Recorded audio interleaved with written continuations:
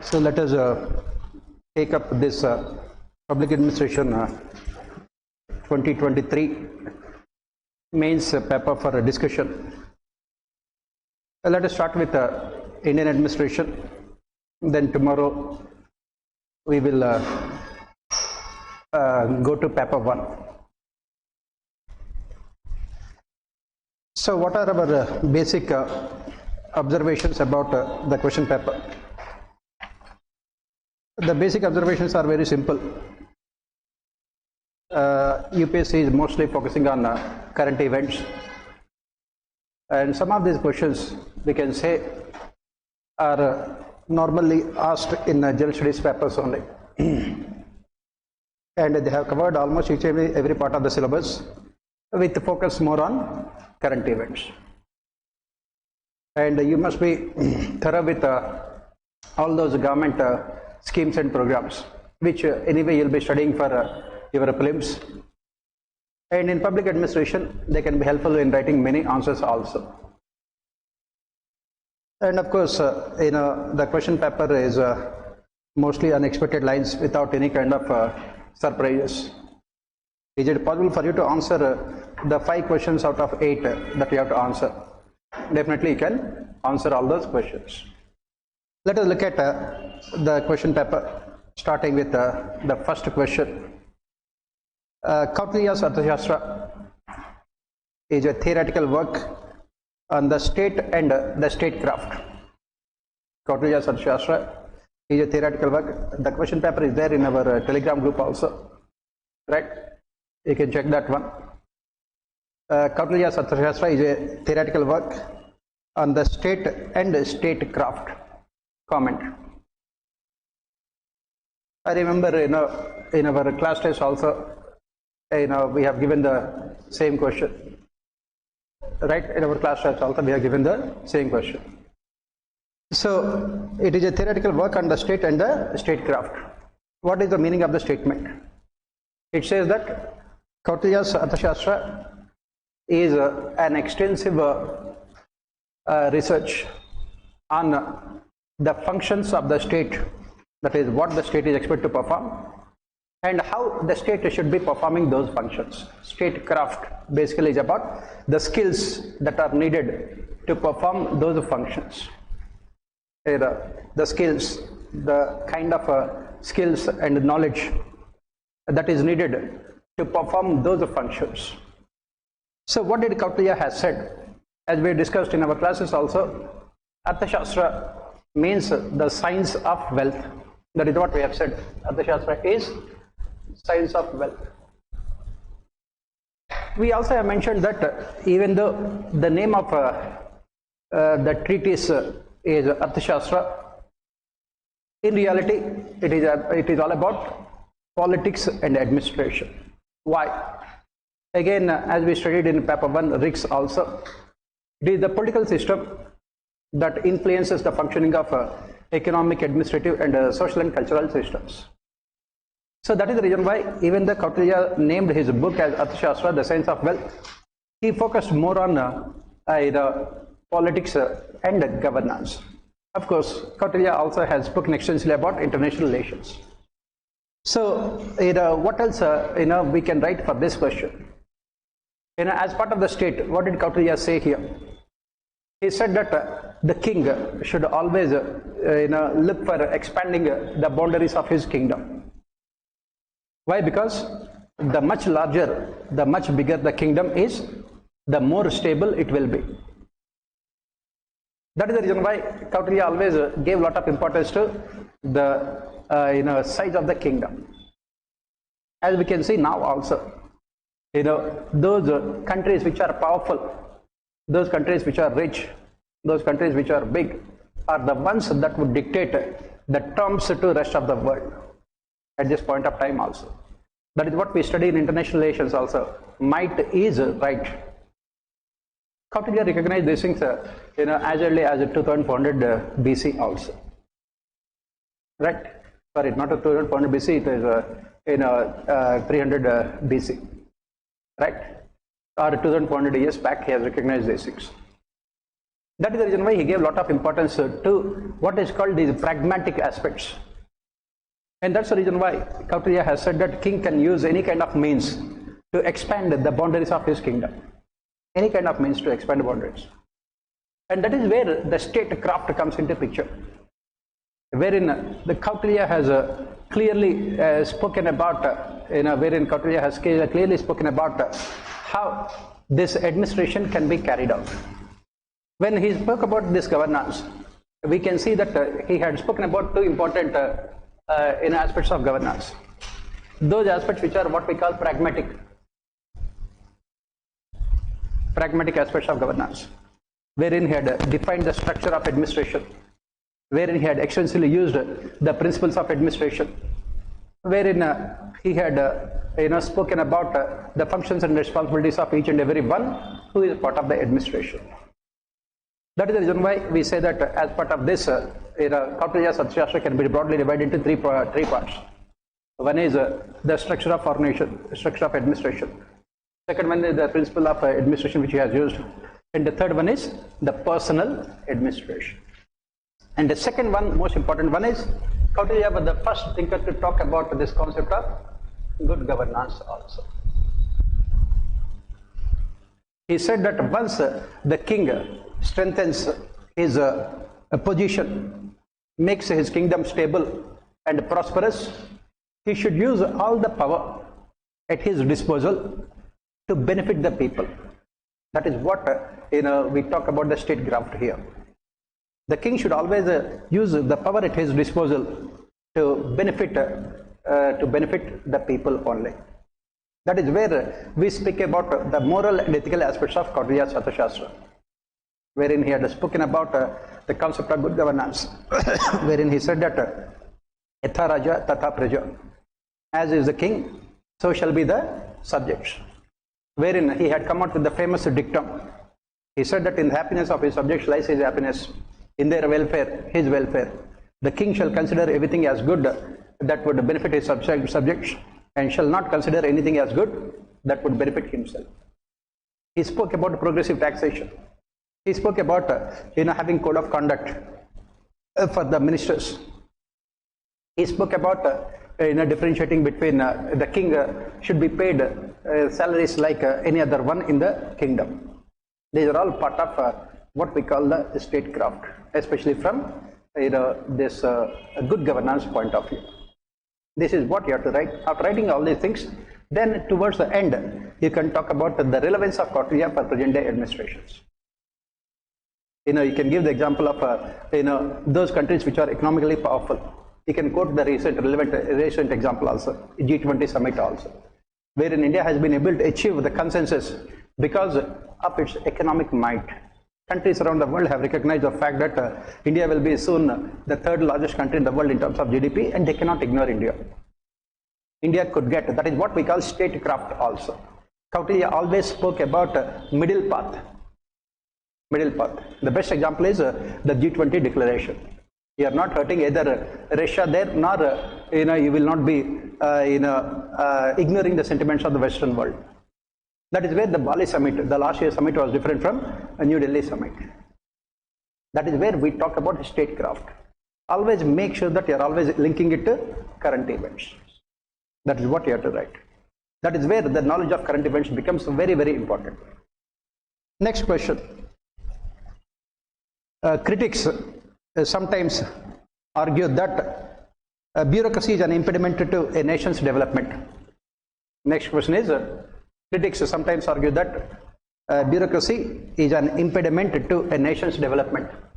Please remember, if you look at Indian administration, most of the questions are critical in nature.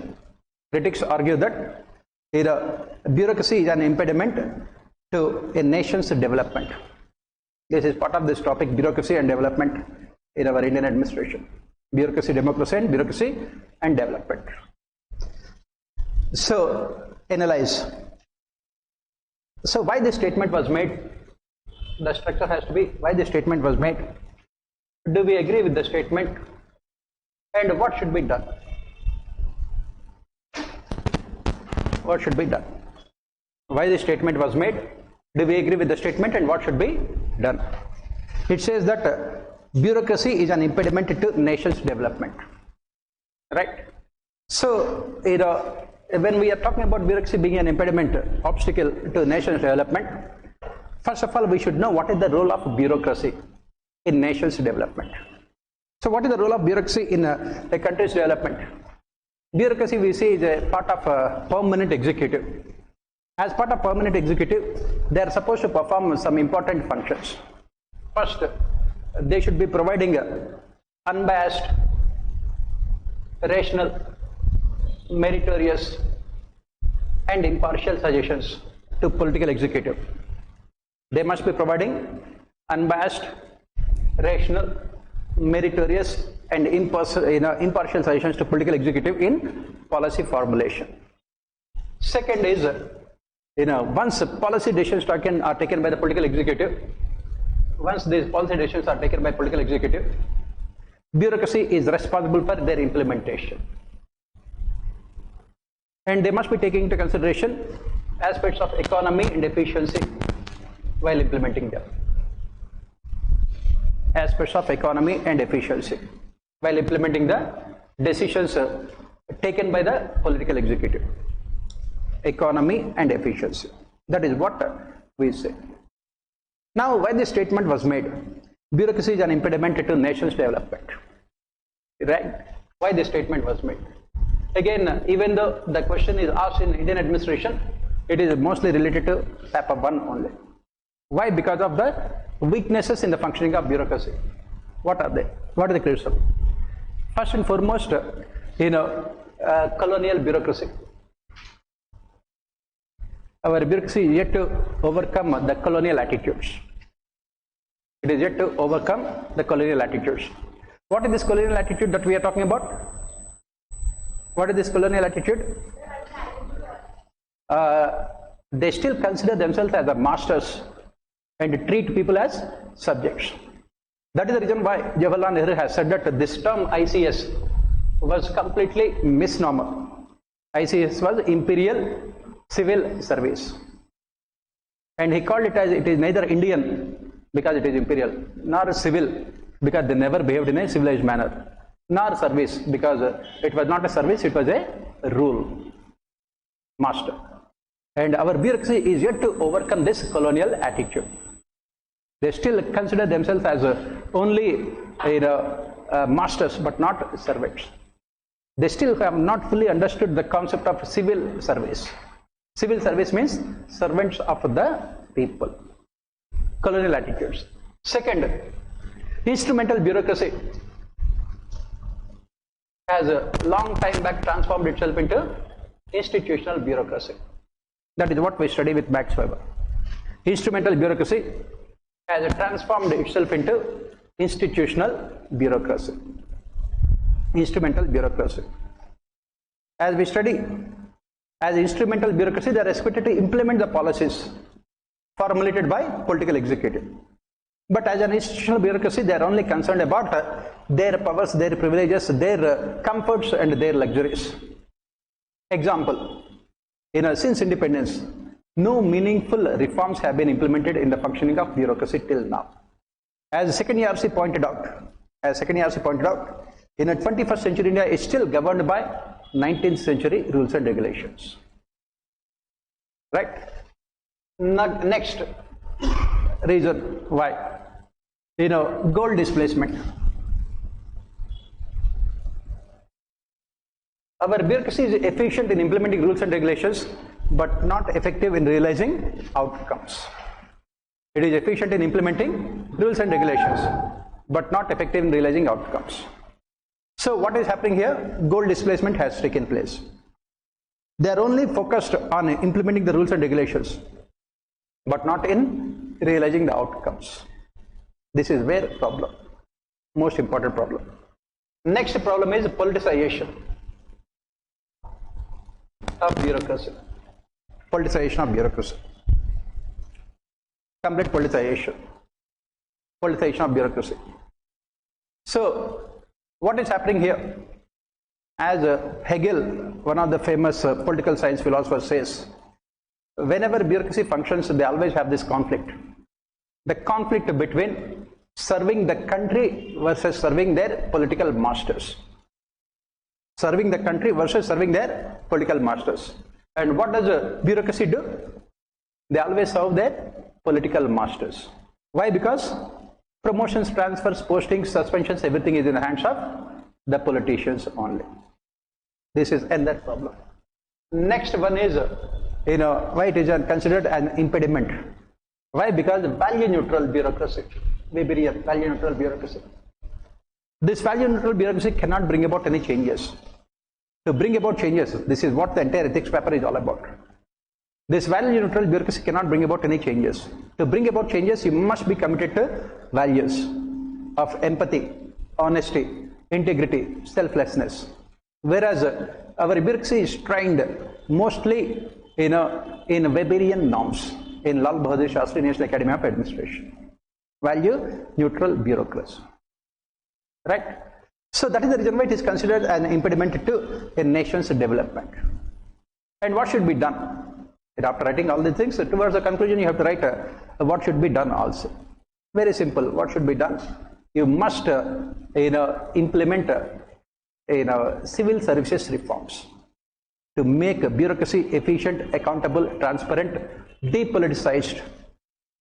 To make bureaucracy efficient, accountable, transparent, participative and depoliticized, so that it can become an effective instrument of economic growth and development. That is what you have to write. Next.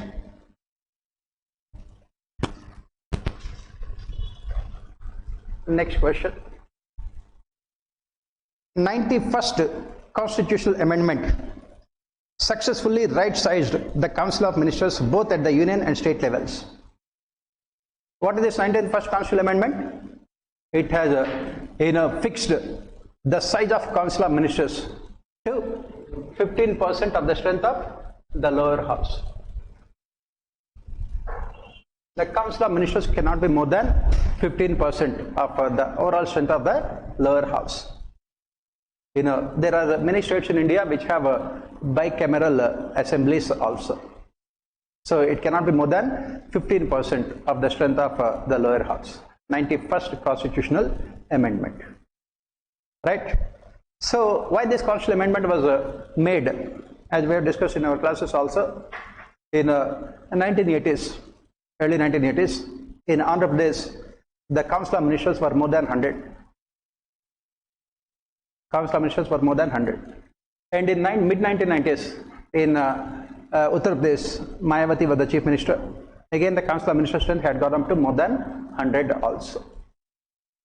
With the emergence of coalition governments, what happened? Compulsions of coalition politics meant that the Chief Ministers and the Prime Ministers were forced to accommodate their coalition partners, because of which the strength of the Council of Ministers went up. So the size and the scope of Secretariat administration has increased without any improvement in efficiency of administration. There was what we call unrealistic division of ministries and departments, which created more problems of coordination. For example, that is what we have discussed in our classes also. We said that the ministries and departments are created in such a manner that it will only result in duplication of work and conflicts. For example, take the case of irrigation ministry. You have one minister for major irrigation, one minister for medium irrigation, and one minister for minor irrigation. Education ministry. You have one minister for higher education, one minister for primary education, one minister for secondary education. That is how we have divided, unscientific. Similarly, industries only. You have one minister for public sector enterprise. You have one minister for heavy and large scale industries. You have one minister for micro MSMEs. Right? So what it has done? It only led to duplication of work, conflict between the ministries and departments, without improving the efficiency of administration. And that is the reason why 91st Constitutional Amendment, what it has done, it has fixed the strength of the Council of Ministers to 15% of the strength of lower house of the lower house. At present, in our parliament, the council of ministers cannot be more than 80, because if you look at the total strength of our lower house Lok Sabha, take 15% of it, it will come down to 79 point something. So it cannot be more than 80. And what is the advantage of this? As we have mentioned, the advantage is that we can overcome all those weaknesses. Here you have to go back to paper 1, Gulick and Urvik. They spoke about departmentalization. Gulick and Urvik spoke about departmentalization. There are 4 P's that will determine this departmentalization. What are they? 4 P's.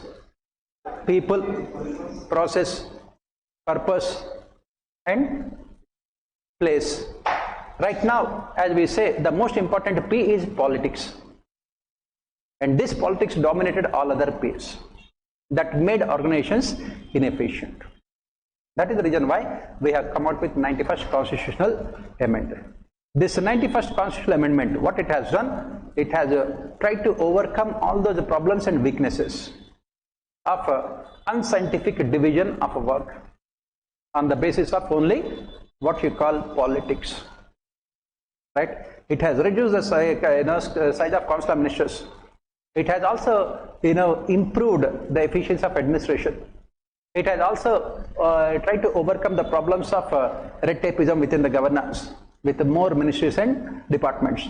It has also ensured better coordination between the ministries and departments, and it has also eliminated the duplication of work. Still, we say that it is not sufficient. Towards the end, you have to come out with what should be done. Second Administrative Reforms Commission has suggested that the number of ministries in the Council of Ministers cannot be more than 27 from the present 53. It cannot be more than 27. And it has recommended that the ministries and departments which perform the similar work should be merged. That is what you have to conclude.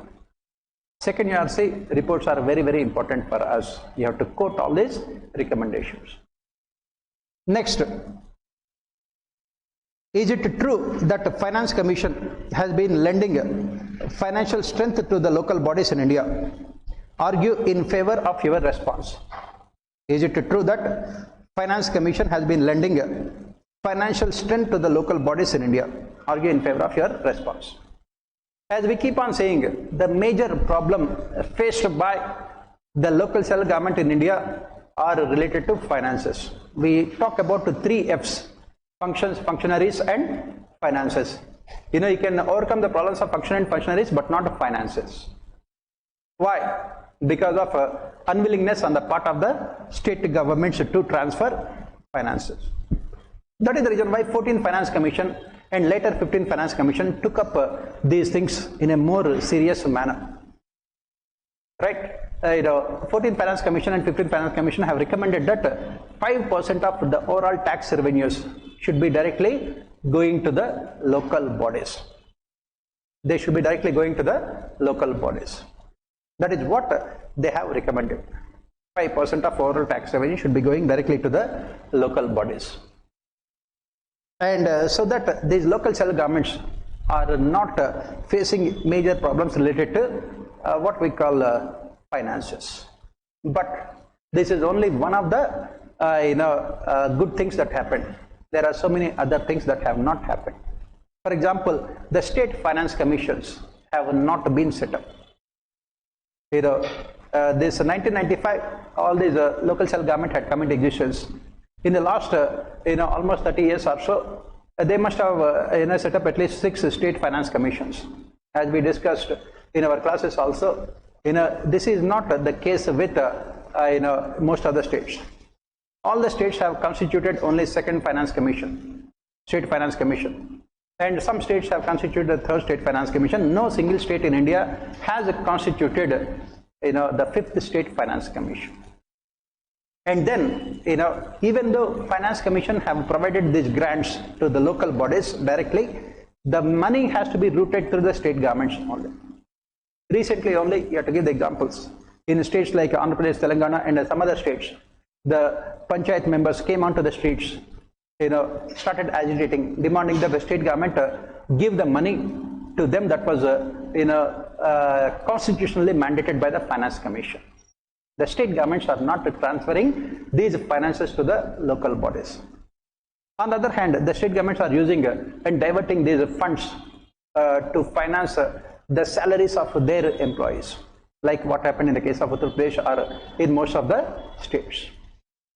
So that is the reason why we say that yes, Finance Commission is definitely lending strength, financial strength to the local bodies, but it is not sufficient. It is not sufficient. Again, 15th Finance Commission has rightly pointed out in its report that it could not provide more finances to the local self-governments because of the absence of data.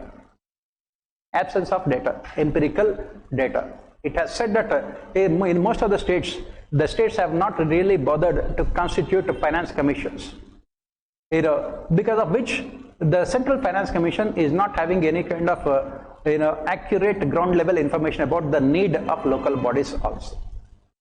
Without this accurate data, it is becoming difficult for the Central Finance Commission to transfer powers to the local bodies, because they do not know what exactly are the demands and the needs of the local bodies.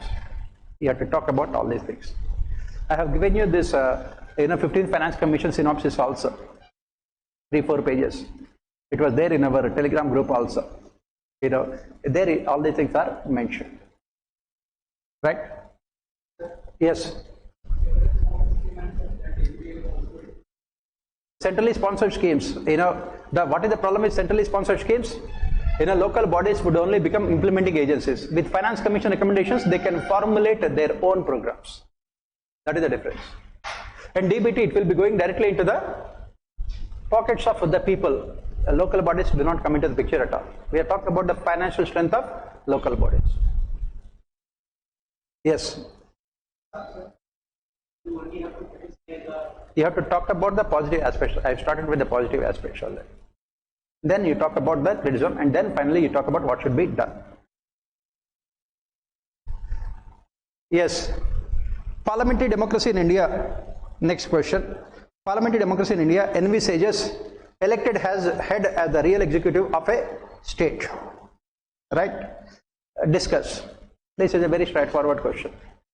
When we talk about parliamentary democracy in India, we talk about two different heads. When we talk about parliamentary democracy, we talk about the nominal executive, and second one is real executive. Nominal executive and real executive. Right? Nominal executive is the president. That means the entire administration of the country is carried out in the name of the president. But the real executive is the Prime Minister who heads Council of Ministers. That is what is called parliamentary democracy. That is what the question says. It envisages elected head as the real executive of the state. Elected head. What is the essence of any democracy? Essence of any democracy is representation and accountability. Representation and accountability. That is, people elected representatives must be ruling the country, and they should be accountable to the institutions. Representation and accountability. That is the reason why India has opted for what is called Westminster model of democracy, which is being practiced in United Kingdom. Again, go back to what we have discussed about the need for parliamentary democracy. We had the choice between the presidential form of democracy and parliamentary democracy, wherein ultimately we have opted for parliamentary democracy for the simple reason that parliamentary democracy ensures accountability, continuous accountability of executive towards legislature, whereas presidential democracy ensures stability, but it can result in dictatorship. So the real executive is the Prime Minister and Council of Ministers. So what do we mean by real executive? We mean that entire power is exercised by the Prime Minister and Council of Ministers on behalf of the President. What do we mean by that? Prime Minister appoints Council of Ministers, allocates the portfolios to them, and if he is not satisfied with their performance, he can remove them from their positions also. Give the example. In 1960s, there was a conflict between the President and Prime Minister regarding continuation of the then Defence Minister in the Council of Ministers. We have discussed these things, right? Ultimately, in order to avoid a conflict with the President, the Prime Minister was forced to remove his Defence Minister, to take away the defence portfolio from him. Otherwise, the President has absolutely no control over appointment or removal or allocation of portfolios. Similarly, it is the Prime Minister, who also appoints, Prime Minister, Council of Ministers, who appoints governors of the states. Even though it is the President, President does these things on the basis of the recommendations of Prime Minister.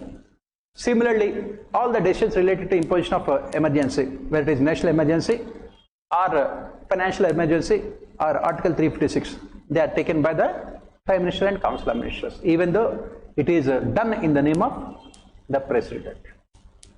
In the name of the President. And similarly, appointing heads to various bodies, it is done by the Prime Minister, even though they are ultimately appointed by President only.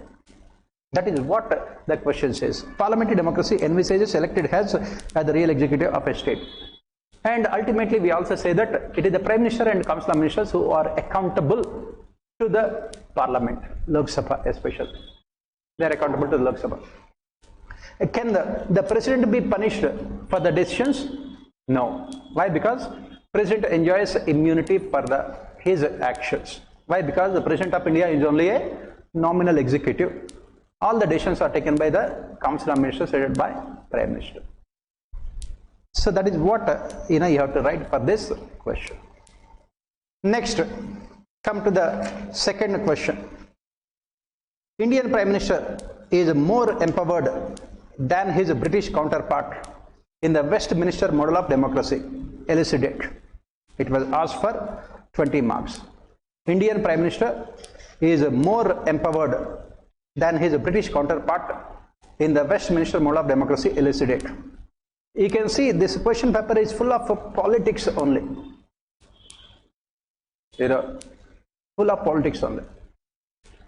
UPSC is absolutely has shown no inclination to be what is called more democratic or impartial. They have asked all the questions which are completely related to politics, right? So the question says that the Indian Prime Minister is more empowered than his British counterpart in the Westminster model of democracy. Why? Why Indian Prime Minister is more empowered than his counterpart in the Westminster model of democracy? What are the reasons? Why Indian Prime Minister has more powers than the British Prime Minister, even though we have opted for the same Westminster model of democracy, parliamentary democracy? Why? This is where you have to bring in Ricks, Fredericks. What did Fredericks say? An important feature of prismatic society. Prismatic societies have the structures which are borrowed from diffracted societies. But the functioning of these structures is still influenced by the values of a fused society. The functioning of these structures. We have discussed these things in our class so many times also. Right? What is the problem here? Even though we have borrowed these Western structures, but the functioning is still influenced by what is called fused society values. Our society still is not tuned to effective functioning of democratic systems. Why? Because for a long period of time in our 5,000 years of history, we have seen only what is called this dictatorship in the form of kingship. That is how it has influenced the functioning of our political system also. our political culture is dominated by emotions and sentiments. So we have from 1970s onwards, the country, in fact 1950s onwards, our political culture is dominated by charismatic leadership. You have to bring in again charismatic leadership from paper 1. Again, if you go back, Max Weber, he spoke about 3 different types of authority. Traditional authority and charismatic authority and legal authority. India is a combination of all. This legal authority in the form of parliamentary democracy and rule of law. But traditional and charismatic authority dominates the legal authority. Right? That is the reason why since independence, we have only charismatic leaders ruling the country. And what is the advantage of this charismatic leadership? They can win elections on the basis of their own personality. Give the example. In 1971, when the elections were held, Indira Gandhi was asked, the then Prime Minister was asked, you don't have to mention the name of Indira Gandhi. The then Prime Minister was asked, what is the major issue in the elections? Is it poverty or unemployment or price raise? She said, no, I am the issue. Elections are fought for and against individuals. Right? Opposition parties came out with the slogan Indira Hatao, and she came out with the counter slogan Garibi Hatao. In front of her own personal charisma, opposition parties could not stand anywhere. That led to what is called Ministerial form of government in the country. Whereas in United Kingdom, it is a council of ministers headed by Prime Minister. In United Kingdom, what we call it as primus inter pares. What did we say about this primus inter pares? Prime Minister is first among the equals. In India, it is not the case. In India, it is not the case. Prime Minister is not first among the equals. Prime Minister is far superior to his council of ministers. Why? Because the emergence of charismatic politics on Indian horizon from 1970s onwards. So what happened because of this? It led to complete decline of what is called inner party democracy. Inner party democracy. If you look at United Kingdom, in the last few years, we have seen 3 or 4 prime ministers in United Kingdom from the Conservative Party. Before Rishi Sunak, we had Liz, that woman was there. Before that, we had Boris Johnson. Can you ever imagine in India parliamentary democracy the same political party electing 3-4 prime ministers? Obviously not. In India, in United Kingdom, it is the party that selects the prime minister. In India, it is the prime minister who selects everything else. Complete concentration of power. And this started, as I said, from in 1950s onwards itself. Jawaharlal Nehru was the most charismatic person. From then onwards itself, we have seen the ministerial form of government. Right? Of course, Jawaharlal Nehru was a democratic prime minister. From 1970s onwards, we have seen blatantly ministerial form of government, wherein the prime minister is well above all the rest of council of ministers. It is no longer what is called primus inter pares. On top of it, in India, prime ministers use various parliamentary instruments to take away the freedom and independence of their members, especially MPs. What are they? Anti-defection law. Anti-defection law is not there in United Kingdom. In United Kingdom, if you look at it, the ruling party members are the ones who mostly defeat the bills introduced by the government on the floor of the House. I gave you the example also. There was a Labour Party member who had voted at least 400-500 times continuously against his own political party when his party introduced bills on the floor of the House, but that did not prevent him from becoming the leader of the Labour Party. You have to quote all these examples. That's the reason why in the class I keep on giving all these examples. Right? Whereas in India, can you ever imagine you are voting against your political party still being a member of political party? That is why we have ministerial form of government. Ministerial form of government. Right? Have you ever seen in India MPs meeting and through a secret ballot electing the Prime Minister? No. On the other hand, who chooses all these MPs? Prime Minister. In UK, first MPs are elected and they will select the Prime Minister through secret ballot. In India, it is the reverse.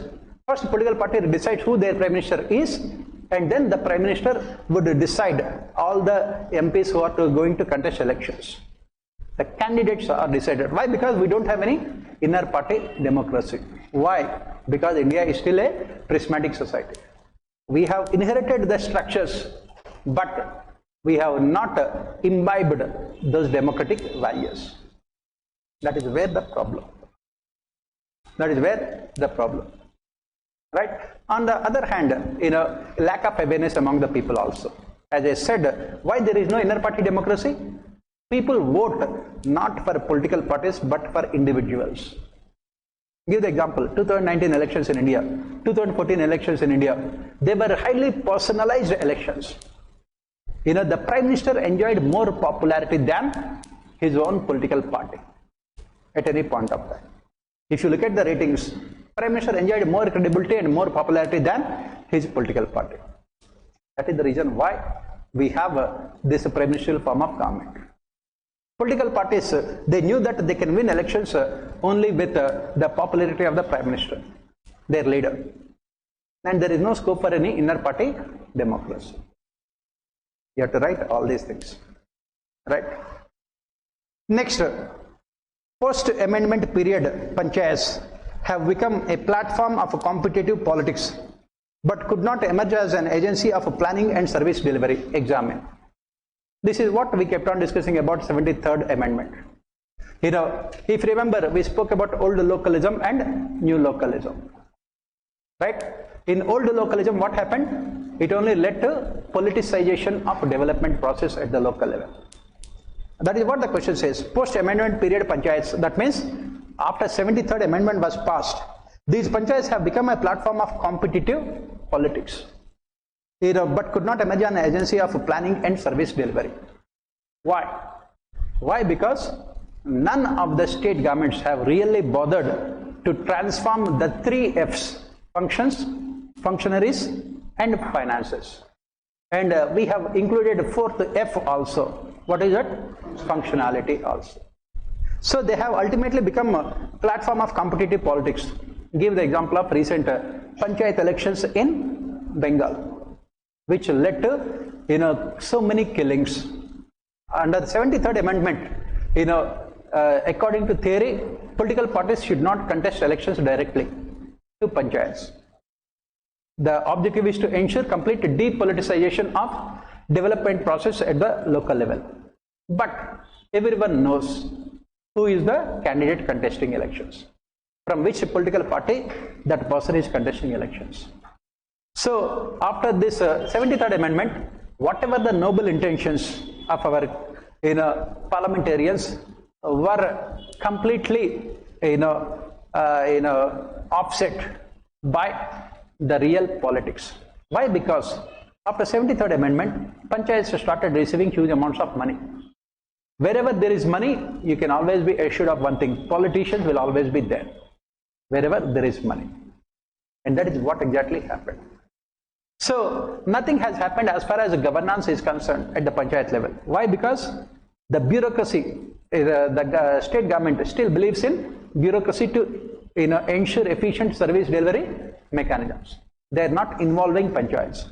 Yesterday, CAG report had come in Andhra Pradesh.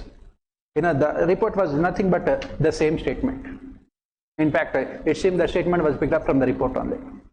It has clearly mentioned that these Panchayats simply are not acting as agencies of planning and service delivery mechanisms. Why? Because in Andhra Pradesh, the state government had come out with alternative service delivery mechanisms. Right? Alternative service delivery mechanism without involving Panchayats. And the same is happening in almost all the states. For example, in every state right now, it is a DBT only, direct beneficial transfers. So you are not involving Panchayats there. For example, normally under NRAGA, you must conduct these meetings of Gram Sabha, and the Gram Panchayat should take the decisions related to the stakeholders in NREGA as part of the job roster. Those who are to be getting employment, but it is completely politicized. As we discussed also in our classes, the more number of fake names were included. Why? Because the panchayats are not given any real powers, right? And as we discussed in the class, you can talk about all the solutions that we have mentioned about gram sabhas and rest of all other solutions also.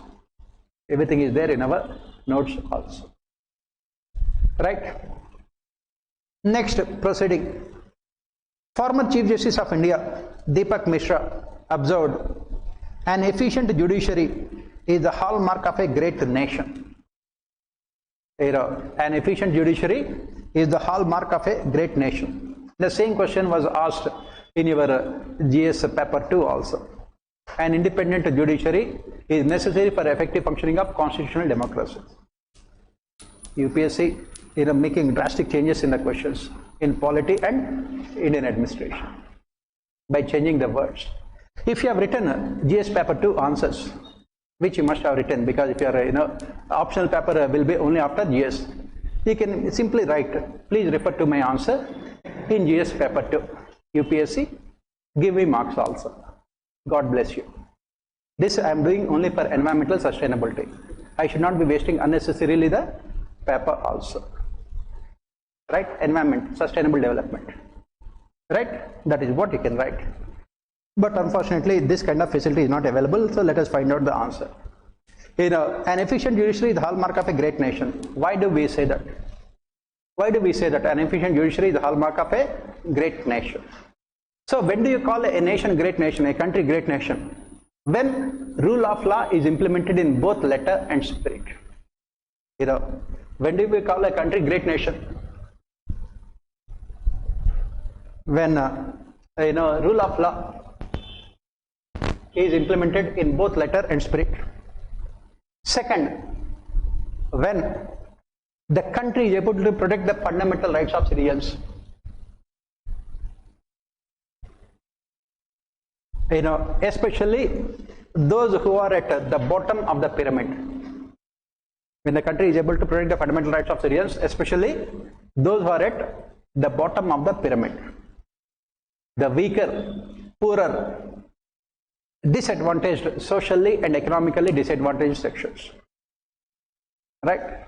Third, when the country is making sure that the state would not transform itself into a leviathan. The state would not transform itself into a leviathan. Why? Because, as we keep on saying, the relationship between the state and the citizens is a two-person zero-sum game. The state can acquire more powers only at the cost of the freedoms of the people. And especially in our parliamentary democracy, if the Prime Minister enjoys a majority in both the houses of Parliament, it can result in dictatorship of the Prime Minister also. Right? It can lead to dictatorship of the Prime Minister also, Prime Ministerial form of government. And how to prevent all of them?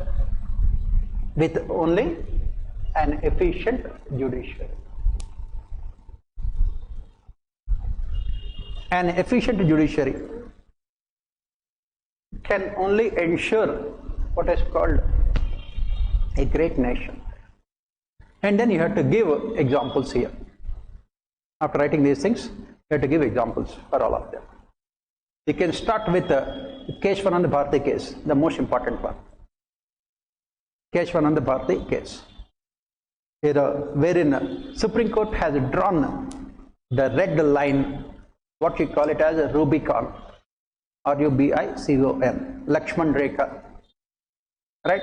Wherein it has said that Parliament cannot make any legislation that would cause harm to the basic structure of our constitution. Right? Very important. Second judgment, Menaka Gandhi case, wherein Supreme Court has expanded the scope of fundamental rights, especially right to life and personal liberty. And third, this is Deepak Mishra case only regarding Article 377. IPC 371, Section 377, the rights of LGBT communities. And then the present Chief Justice case, right to privacy, you can mention. And then you can also talk about Supreme Court judgments in misuse of Article 356. About this one SR Bommai case and Bihar Assembly dissolution case also. You can talk about all of them and explain how an efficient judiciary is the hallmark of a great nation. Right? Next, let us go to the next question, third question. What is it? India has significantly advanced in its developmental goals, increased efficiency in the public sector, and unlocked innovation in the private sector by adopting the approach of building digital public infrastructure. If you look at the question, India has significantly advanced in its developmental goals. That means we have made significant progress in terms of our developmental goals. What are the developmental goals? Removal of poverty, right? Providing employment opportunities to people, removing regional imbalances, and ensuring inclusive and equitable growth, and providing, satisfying the basic needs of the people. These are all developmental goals. How we have increased efficiency in the public sector. We have increased efficiency in the public sector and unlocked innovation in the private sector. We have unlocked innovation in the private sector by adopting the approach of building digital public infrastructure. As we keep on saying, for the growth and development of any country, what is required is infrastructure. We talk about the two types of infrastructure, physical infrastructure and social infrastructure. Both physical infrastructure and social infrastructure can be linked to digital infrastructure. Basically, what the question says is, we have adopted this digital public infrastructure on a large scale in the recent times, to benefit, both our public and private sectors with the objective of maximizing welfare of people. So what kind of digital public infrastructure, we have adopted, and how this digital public infrastructure, is helping the country to achieve its developmental goals. So what is the digital public infrastructure that we have adopted? First one is digital identities. These are all part of e-governance only. First one we have adopted is digital identities.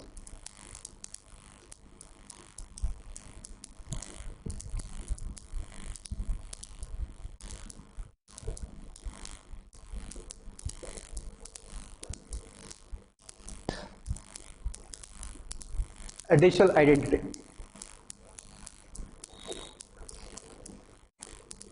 Pinku.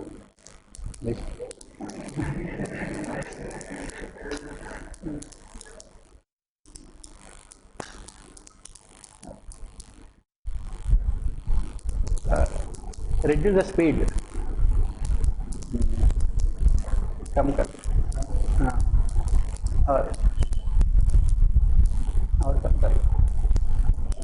Take,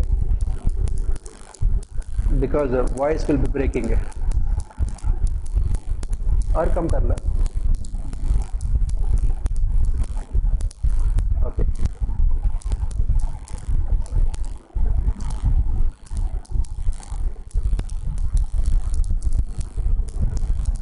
This is where digital infrastructure is lacking. This is where.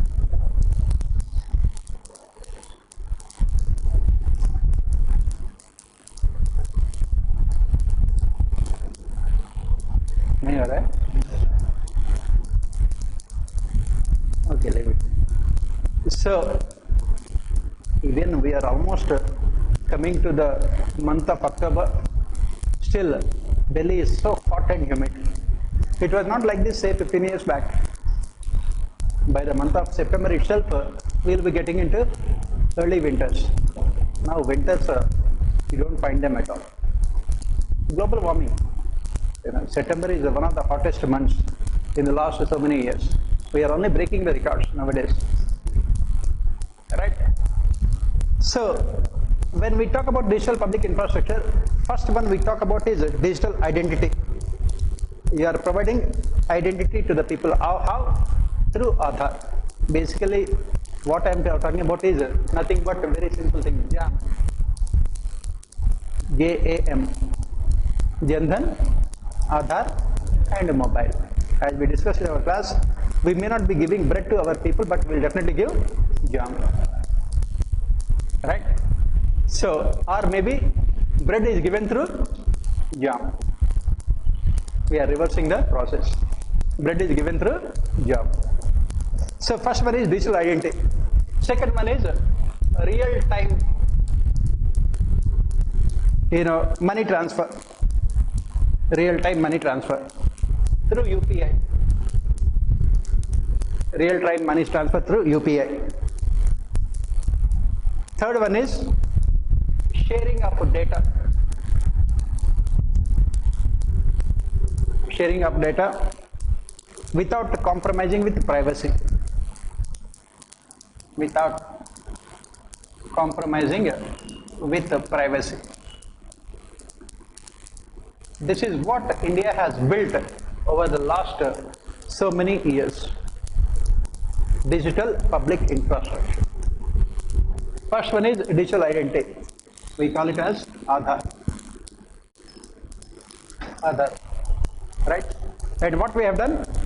We have linked this Aadhaar to Jandhan accounts. That is what we are talking about. Digital public infrastructure. Linked Aadhaar to this Jandhan accounts. We have opened, crores of Jandhan accounts, zero balance accounts. Through mobile, we are making sure that they receive money on a real-time basis. On a real-time basis. We have built this digital public infrastructure, which has helped us to achieve our goals.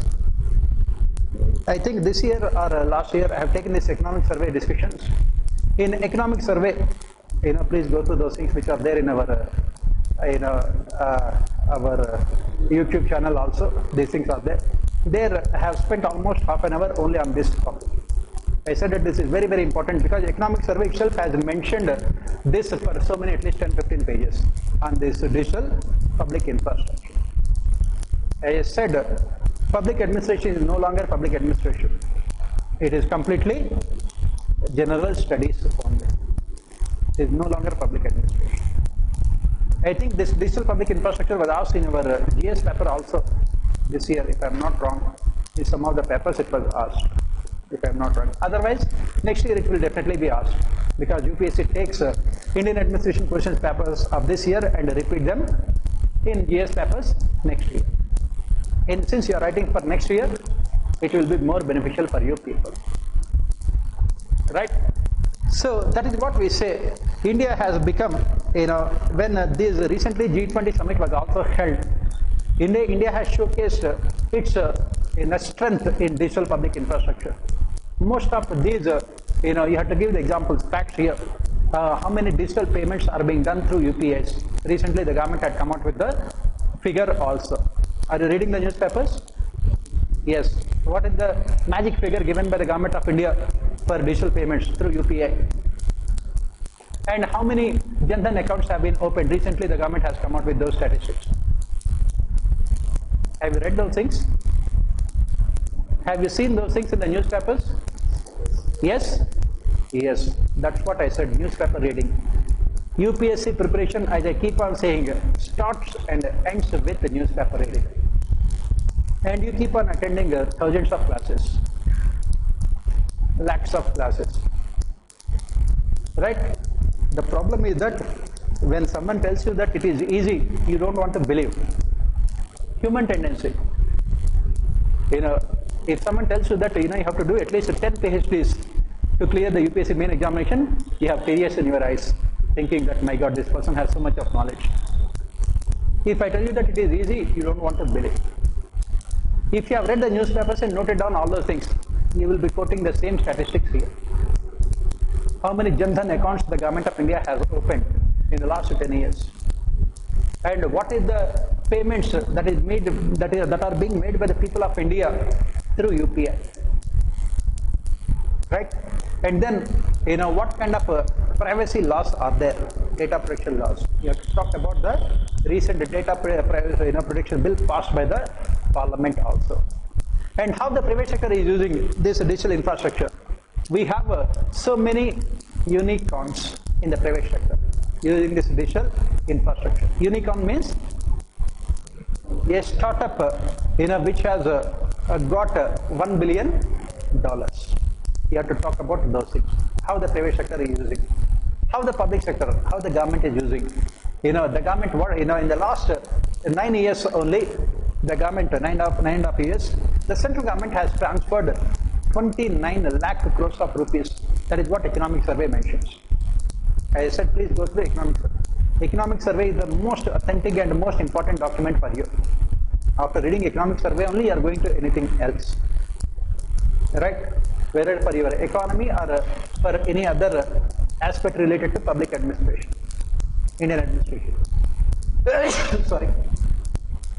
So it mentioned that even the Prime Minister also has mentioned recently that 29 lakh crores of rupees have been transferred into the accounts of lakhs and crores of stakeholders, beneficiaries, without a single rupee of corruption. That is the use of digital public infrastructure. And you mentioned all the schemes. Swachh Bharat Abhiyan, the government would be transferring 6,000 rupees into the accounts of the people to construct toilets. And then under PMAY, Pradhan Mantri Awas Yojana, 2 lakh rupees are transferred into the accounts of the people to construct houses. Under PM Kisan, 6,000 rupees are transferred into the accounts of the people. And similarly, there are so many schemes. For example, education for children, money is transferred. And under this PMJAY, again money is transferred into the accounts of the people using this digital public infrastructure. The objective is to reduce inequalities, protect the vulnerable sections of society, ensure inclusive and equitable growth, and of course, sorry, and of course, to provide impetus to the private sector. Private sector has started, there is so many unicorns which have provided a huge amount of employment to the people also. What is called job-led growth. After writing all these things, you can talk about what are the challenges before this digital public infrastructure. What are the challenges? Data protection and data privacy are still a major concern. Misuse of personal data is still a major concern. And what we are looking at is the rules and regulations, the bylaws, the rules and regulations that the government will be coming out to protect privacy of individuals. And at the same time, another concern here is, will it come in the way of implementation of RTI, right to information also? Because, RTI already has so many exceptions. If digital public infrastructure, this data protection bill also includes more, it can lead to, more secrecy in governance also. That is what you write towards the end, right? Of course, what I will do is that I'll give you this information also. I'll put all this information in our Telegram group also. You can go through that. Next, attempts to prepare unified and holistic plans for the country are complex and full of challenges. We discussed this so much in our classes also. Why? One-size-fits-all approach is always problematic. Why centralized top-down approach to planning and implementation is always a failure? That is what the question says. attempts to prepare unified and holistic plans for the country are complex and full of challenges. Why they are complex and why they are full of challenges? Why they have been a failure? That is what the question. Before writing about the challenges, we have to talk about why do we need a unified planning process for India, centralized unified planning process for India. Why do we need? Why do we need this centralized unified planning process for India? Why do we need this centralized unified planning process for India? First, we must ensure balanced regional development. We must ensure balanced regional development. This is basically we are talking about the advantages of centralization, which we will study in paper 1. What are the advantages of centralization? We can ensure balanced regional development. Second, we can also ensure effective implementation with centralization. Effective implementation. We can also ensure effective implementation. Third, resource allocation can be done on the basis of equity.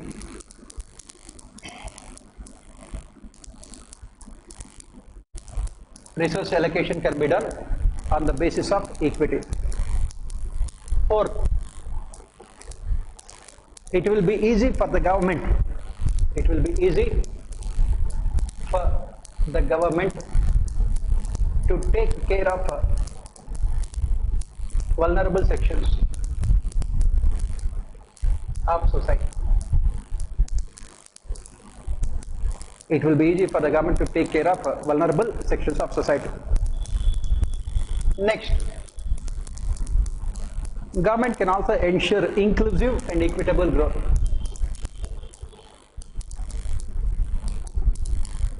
Inclusive and equitable growth. Then, sustainable development.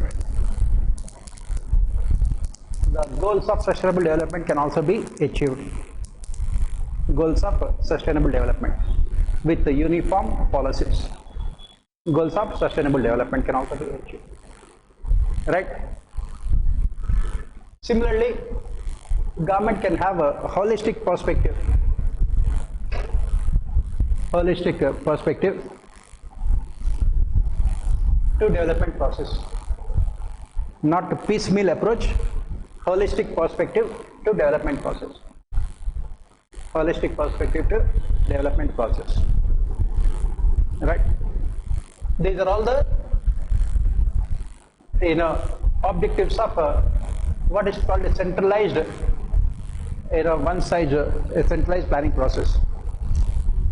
Right? But what are the challenges? That is what the question says. Attempts to prepare unified and holistic plans for the country are complex and full of challenges. What are the challenges?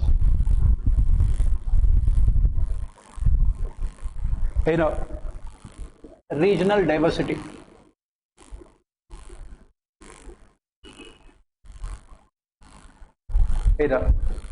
Geographical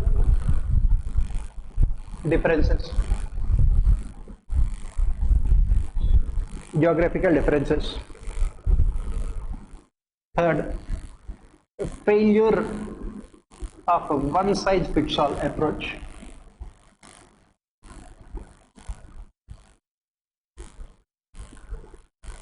Failure of one-size-fits-all approach. Fourth, goes against decentralized and participative development process. It goes against decentralized and participative development process.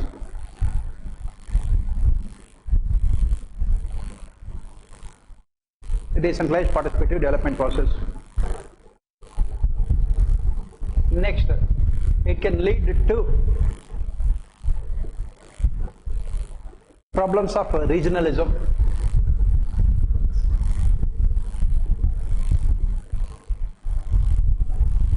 As it can lead to problems of regionalism as what? Why it can lead to problems of regionalism?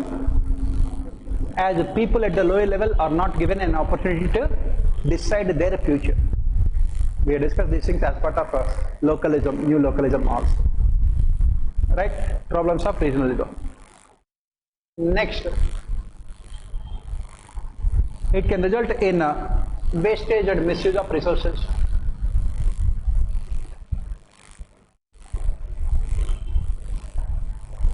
Wastage and misuse of resources. Next, it has many problems in implementation. Problems in implementation. There are many problems in implementation. Many problems in implementation.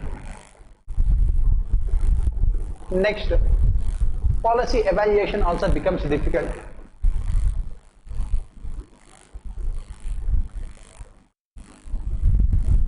Evaluation also becomes difficult. Policy evaluation also becomes difficult. Right? And in our class we have given so many examples. We gave the example of NREGA. You know, in a state like Punjab, you don't require 100 days of employment. Whereas in a state like Rajasthan, even 200 days of employment is also not enough. Take the case of Sarva Shiksha Abhiyan. Kerala is a state which has achieved 100% literacy. Whereas in states like UP and Bihar, literacy levels are very low. Right? And take the case of Food Security Act. In a state like Gujarat, per capita income is very high. You don't require more amount of money for Food Security Act. On the other hand, in other states, poorer states, you need more money. Similarly, take any other government scheme. For example, even this PM Kisan also. Most of the farmers in some of the states are tenancy farming. Will they be able to benefit out of it? Mostly they do not. Right? Why? Because you have to take into consideration the local conditions and come out with the programs. Centralized one-size-fits-all top-down approach to development has always been a failure. The best example is the planning process in India. That is the reason why we talk about decentralized planning. Still, we have hundreds of centrally sponsored schemes. What is the solution? After writing the problems, you have to talk about the solution. What is the solution? Let the policy can be decided by the central government to ensure balanced regional development, inclusive and equitable growth. Implementation can be given to the states and local bodies. That is what we call new localism. Implementation. Let the state government decide the beneficiaries. Let the local bodies identify the beneficiaries. Let them decide how to spend the monies.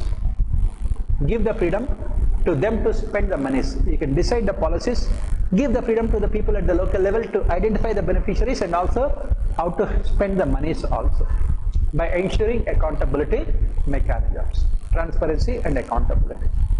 That is what we have discussed also in our classes. Right? So, did we talk about these things? I think we have discussed these things so many times in our class. Right? Next question. Excessive political interference in development process has become a cause of concern in achieving national goals.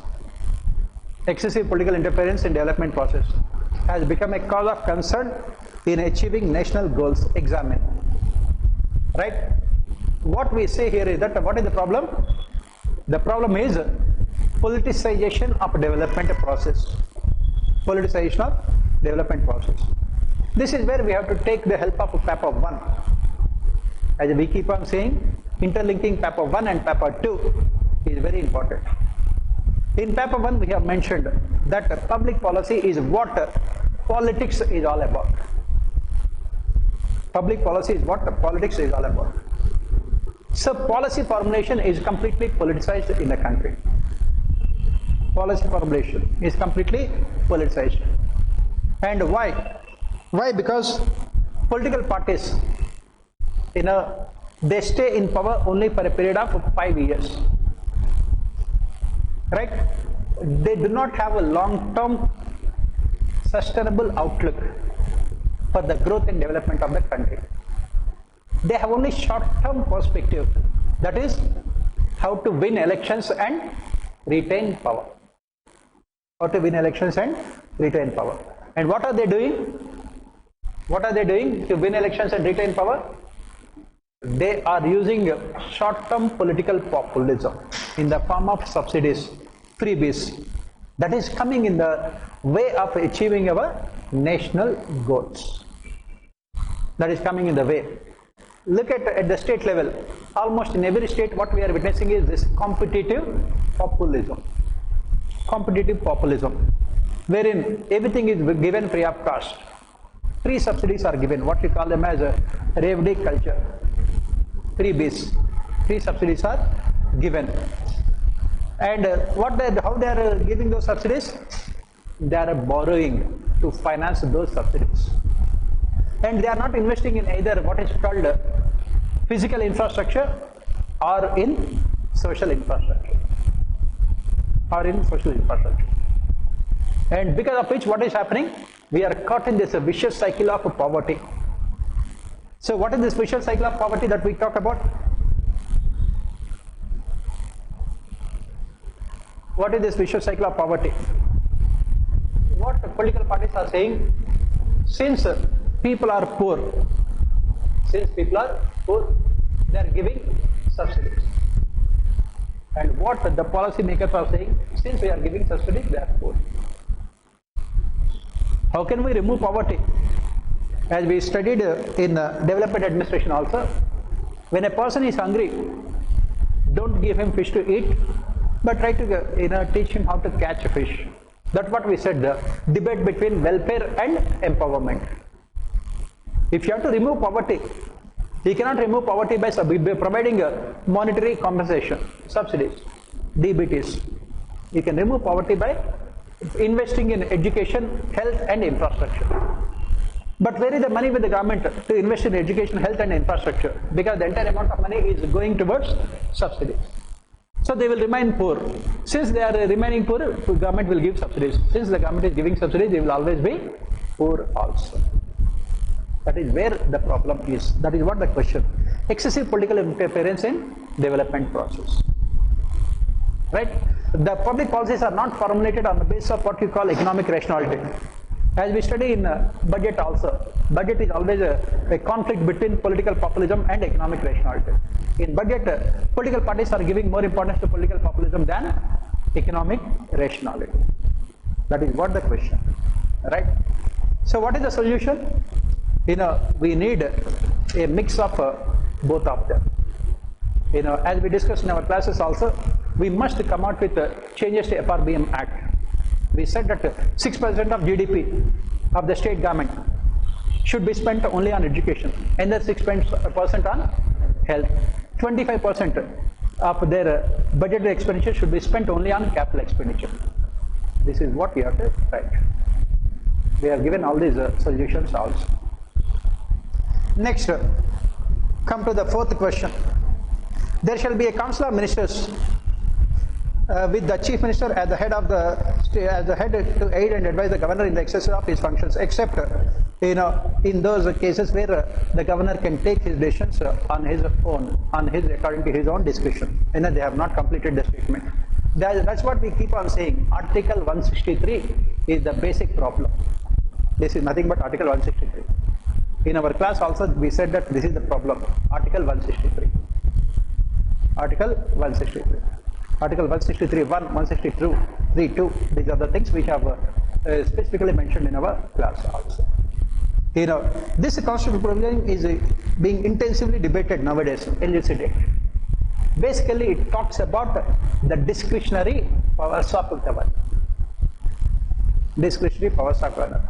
Article 163.1. Article 163.2 says that the discretionary powers of governors cannot be questioned in a court of law. We have given so many examples wherein the high courts and the supreme courts have refused to go into the discretionary powers of governors. If you remember in our class, we have given So many examples. Do you remember the example which we have given, wherein the Supreme Court has refused to look into the discretionary powers of the governor? We have discussed only these things very recently. Do you remember? Wherein under Article 163(2), the judiciary cannot question the discretionary powers of governor in the appointment of chief minister. We gave the examples. I gave the examples of at least 3 states: Karnataka, Goa, and Maharashtra. Of course, we discussed it a long time back. 4 days back means very long time. 4 days is part of, as usual, ancient history for us. So that is the reason we don't remember. Right? And most recently, we gave the example of Tamil Nadu also, wherein the Tamil Nadu governor had taken the decision to remove one of the cabinet ministers who was arrested by Enforcement Directorate on the charges of corruption. He said that he was removing him, and within a few hours had taken back his order also, knowing fully well that judiciary would strike down his decisions. Right? So this is what we said, going back to center-state relations. We mentioned that office of governor, why it had come into existence, what are the powers, what is the history. We said that this office of governor had its origins in 1935 Government of India Act. At that point of time, Congress party has strongly advocated that they would contest elections to provinces only when the governors do not have any real powers. Right? So after independence, our constitutional makers had decided to give more discretionary powers to governors than the President of India also. Right? Article 74 and 75 talk about the discretionary powers of the President of India, and Article 163 talk about the discretionary powers. Article 163, under Article 163 we said governor has more discretionary powers than the President. Right? And the decisions of governor cannot be questioned in a court of law. What is the reason why our constitutional makers have given more discretionary powers to governors? Why they have given more discretionary powers to governors? Why? As we have mentioned in the class, the objective of creating this office of governor is to ensure constitutionalism. That is where you have to start your answer with. In our federal polity, the objective is to ensure constitutionalism. Second objective is to ensure unity and integrity of the nation. A chief minister, a popular chief minister who has majority on the floor of the house in the state assembly, can get the assembly pass a resolution which goes against the federal spirit of our constitution. That is the reason why governor is given more discretionary powers. That is the reason why we have the provisions for Article 356. Governor has the responsibility to recommend for imposition of Article 356 for breakdown of constitutional machinery. Because protecting the unity and integrity of the nation is more important than anything else at the time of independence. And we said that the problem had come up because our Constituent Assembly members have discussed about these provisions only for one single day. They have included them without giving any thought to them. They had given too many discretionary powers to governors without ensuring accountability. That is where the problem had come. By 1967, the office of governor had become controversial because the governor has the power to appoint chief ministers and also the power to remove chief ministers by recommending imposition of Article 356. For a long period of time, judiciary did not interfere. In 1969, when Bhairav Singh Shekhawat was not, his government was dismissed, he had approached the Supreme Court saying that it was unfairly dismissed using Article 356. Supreme Court has said that they will not interfere in the discretionary powers of the governors. After 25 years, in 1994, Supreme Court changed its stance in the S.R. Bommai case. But still, there are so many instances of misuse of powers of governor which we have mentioned. In states like, Tamil Nadu, Andhra Pradesh, we have given the example Tamil Nadu, Telangana, Kerala, West Bengal, Punjab. You have to mention all those things as part of the discussion. And finally, after writing all these things, you have to talk about what should be done. Sarkar Commission recommendations and Supreme Court judgments in Bihar Assembly dissolution case and S.R. Bommai case regarding the appointment of governors. As you can see here, it is purely current affairs question. Next, there is a need to redefine and realign the functions of the deputy commissioner or a district collector. Elaborate. This is what we have discussed in our class. Second, Administrative Reforms Commission. I have given this recommendations also. The printout also I think I have given to you. Right? Have you seen that printout? Of course, we have discussed all of them in the class. Otherwise, have you read that printout? Yes or no? Yes. When will you read? 5025. Please, I will give you very less material, but that is very important. Right? So, why do we need to redefine and realign the functions of deputy commissioner, district collectors? Why? Because of to face the challenges of globalization and democratic decentralization. Globalization and democratic decentralization. What we have mentioned, the second ERC, what did it say? Second ERC has said that the name of the district collector has become a misnomer. Why? Because he is no longer a collector. During the British times, East India Company times, he was called the collector of revenue of a district.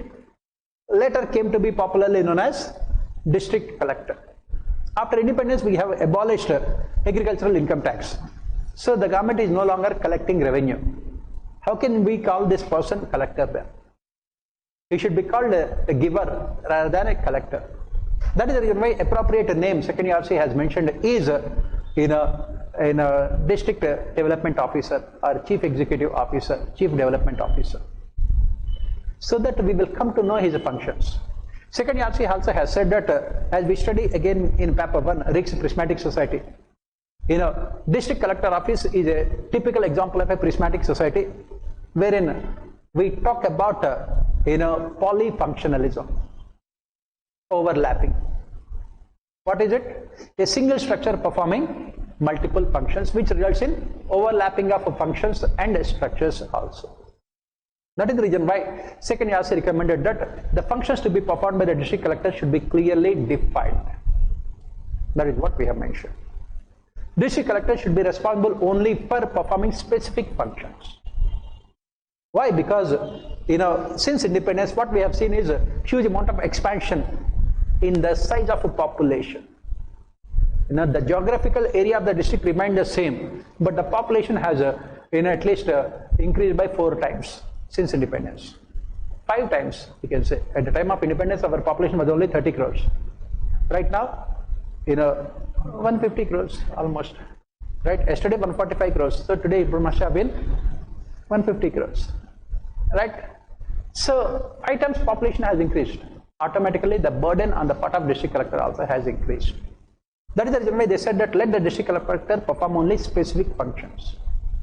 We also have mentioned that in this age of democratic decentralization, district collector should be acting as a friend, philosopher and guide to local bodies. That is what second ERC also recommended. It has said that the office of a district collector should be like the state secretariat at the local level, what is called district secretariat.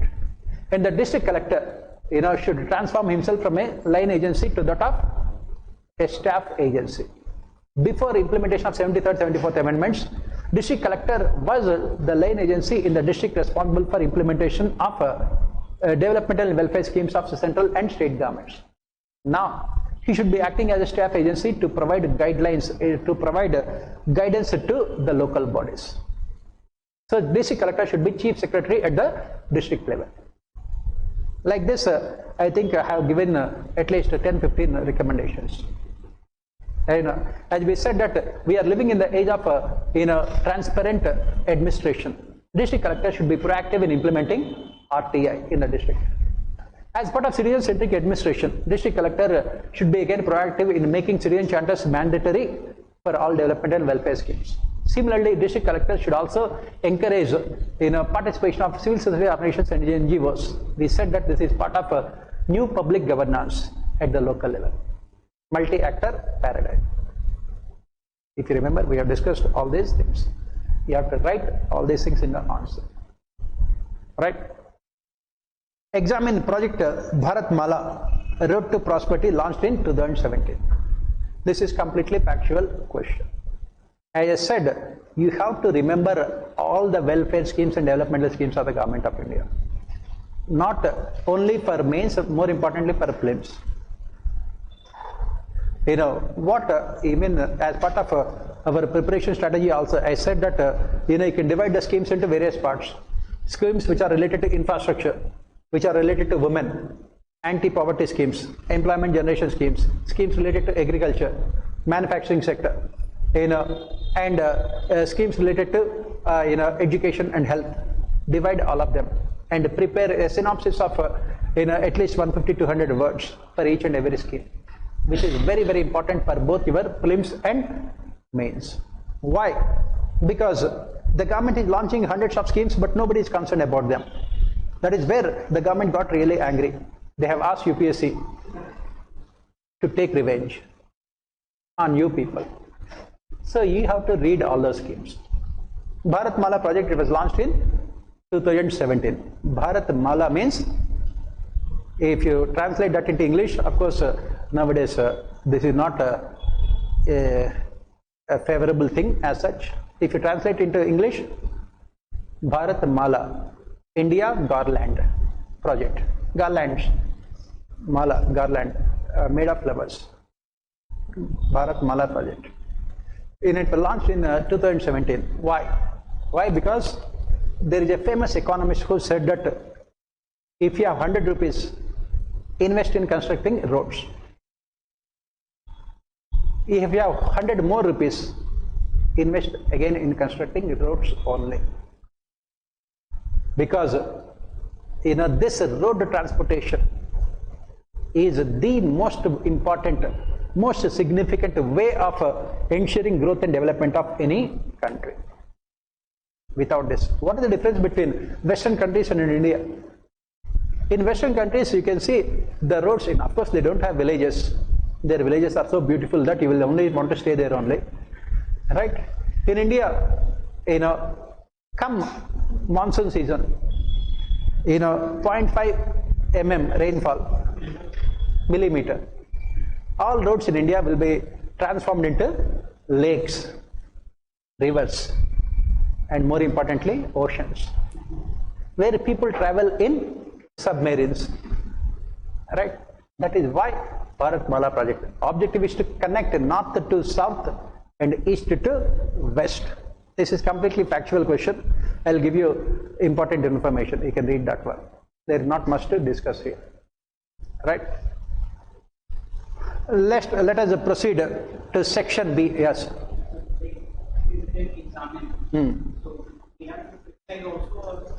We have to say that initially, when UPA was in power, average number of roads that were constructed per day was only 20 kilometers. Now, and in the present government, it has increased to 60 kilometers per day, something like that. You have to write all those things. I think these kind of facts you will find. I'll give you those things. If you are reading newspapers, you will find out all these things, because the present government always compares between what happened before BM and AM, before Modi, after Modi, BC and AD. Right? So you can see all those things. Right?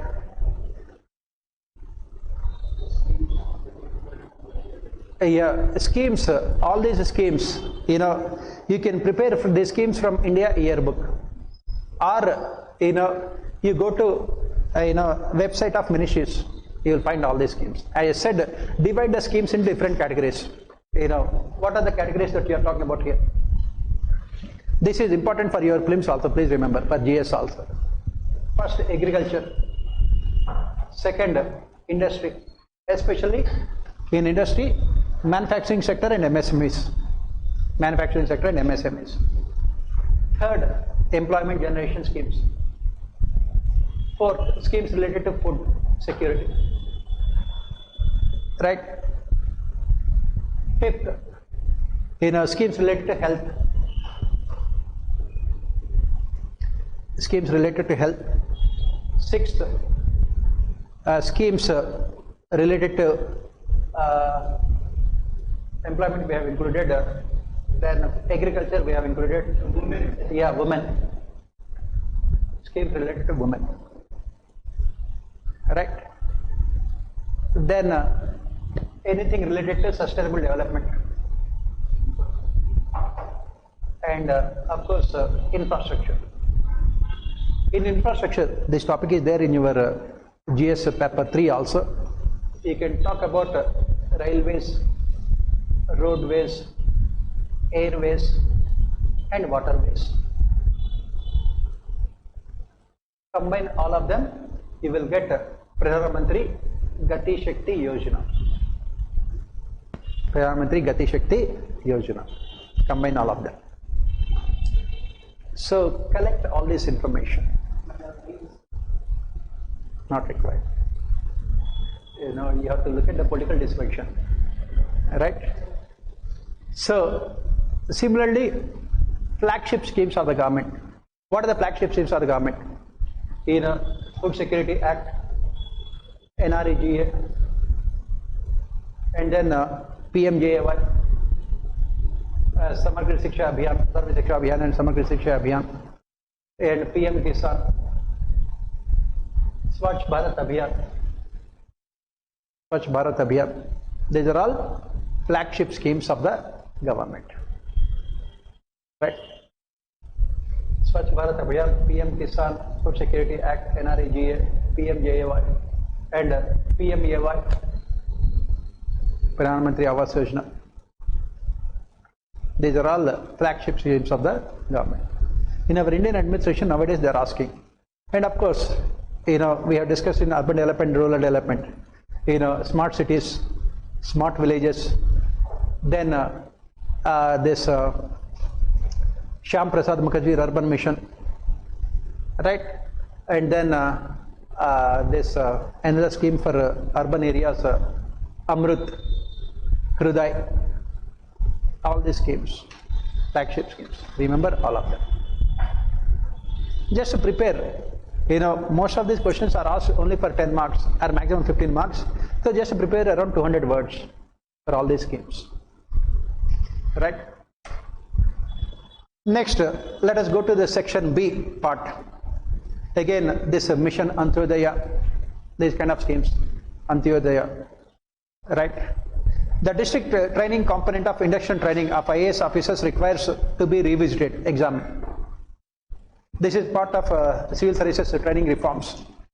I remember last year also when I was discussing these things in the class, Times of India has come out with an article wherein the government was supposed to make changes to district training of IAS officers. I took that article and I said that the question can definitely come.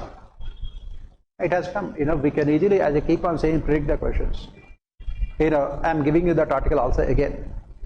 Right? What it is, as part of induction training, you have the district training also, wherein these trainee IAS officers, they are called OTs. OT means officer trainees. They are going to a district for a field visit. They are going to a village for a field visit as part of district training program. Wherein they will be staying in the village for a period of 1 year, one week. They will be staying in the local government schools or any other places in the Panchayat, and they will learn about the implementation of various developmental and welfare schemes. Our Prime Minister has said that we have to make changes to it. What are the changes he said? He said that at present this training is only for 1 week. We must increase it to 3 weeks. Second, he said that this training should be given in the remote district of the country. And he said that every IAS officer should compulsorily visit northeastern states as part of district training program.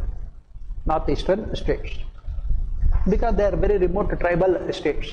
Then they will understand the problems of the people better, and they must be staying there for 3 weeks without having the help of any of the modern gadgets also. They should know how ordinary people live also. They must be staying in those village huts to experience, as we keep on saying, empathy is most important. Why IAS officers are a failure? As we study later with, maybe in today itself we will talk about these things in our class also. The basic problem training is that training is considered always a paid holiday. As part of Bharat Darshan, they will be going to all the places, they will be staying in 5-star hotels, traveling in air-conditioned trains. So they are only visiting India but not Bharat. Of course, we are removing India also right now. So that is where the problem. Let them experience the problems of the people. That is the reason why, as part of this district training program, it is made compulsory that they should be working with the self-help groups in the district. They should be working with civil society organizations and NGOs in the district. They will be working with the tribals in the remote forests to experience the conditions. Then only they can be effective when they go to their official positions. The objective of training is to make the people realize the problems of the people at the ground level. That is the reason why our Prime Minister has said that let there be reduction in the theoretical component of training, with more focus on what is called practical aspects, especially at the district level. So for 3 weeks, they should be staying in remote villages which are not connected to civilization at all.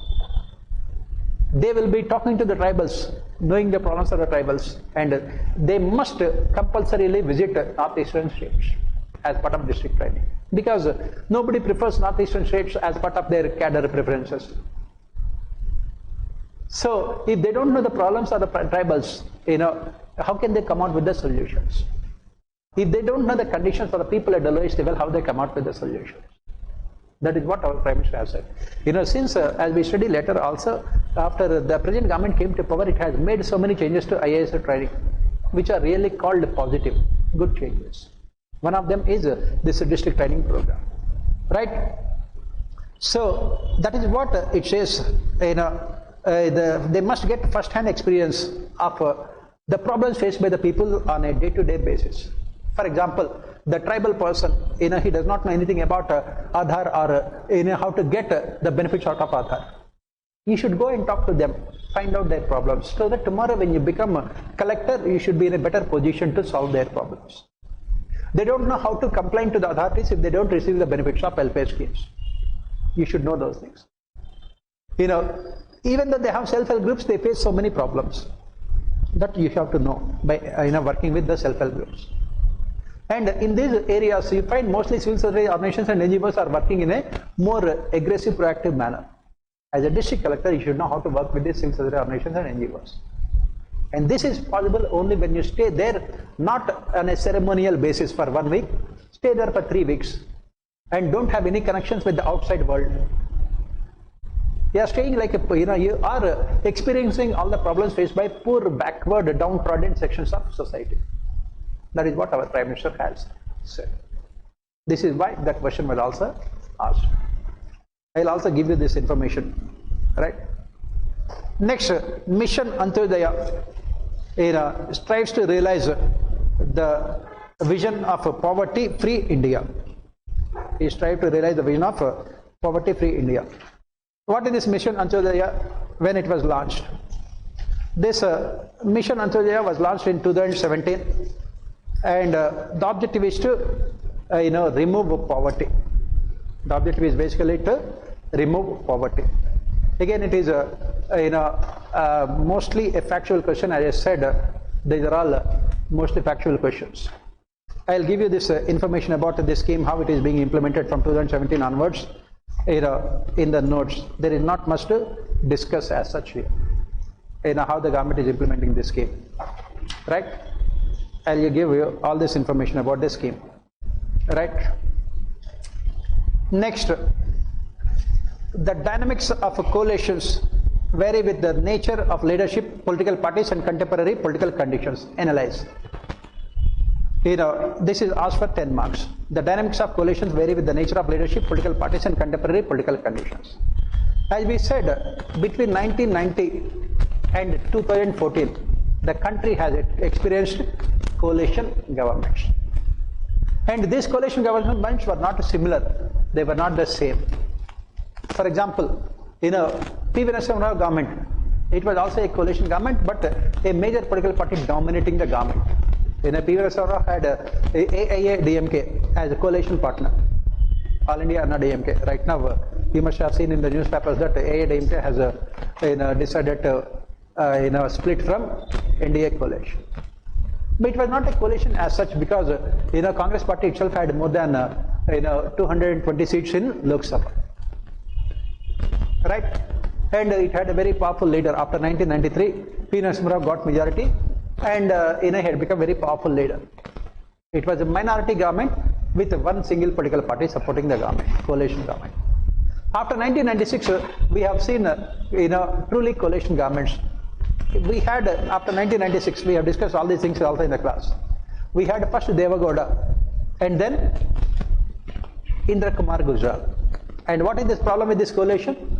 This, what is called the United Front government, it had major support from Congress party from outside. Congress party with 140 seats supported the government from outside. It was inherently unstable. The Prime Minister did not enjoy any kind of freedom. That was the reason why we have seen two Prime Ministers in a period of 2 years. First Devagowda and then I.K. Gujral. And then the nature of coalition has changed from 1998 onwards till 2004. BJP, it was led by a charismatic leader, Vajpayee. And Vajpayee was leading more than 27 political party coalition. In spite of 27 political parties, it was stable. And the government could introduce decisive reforms.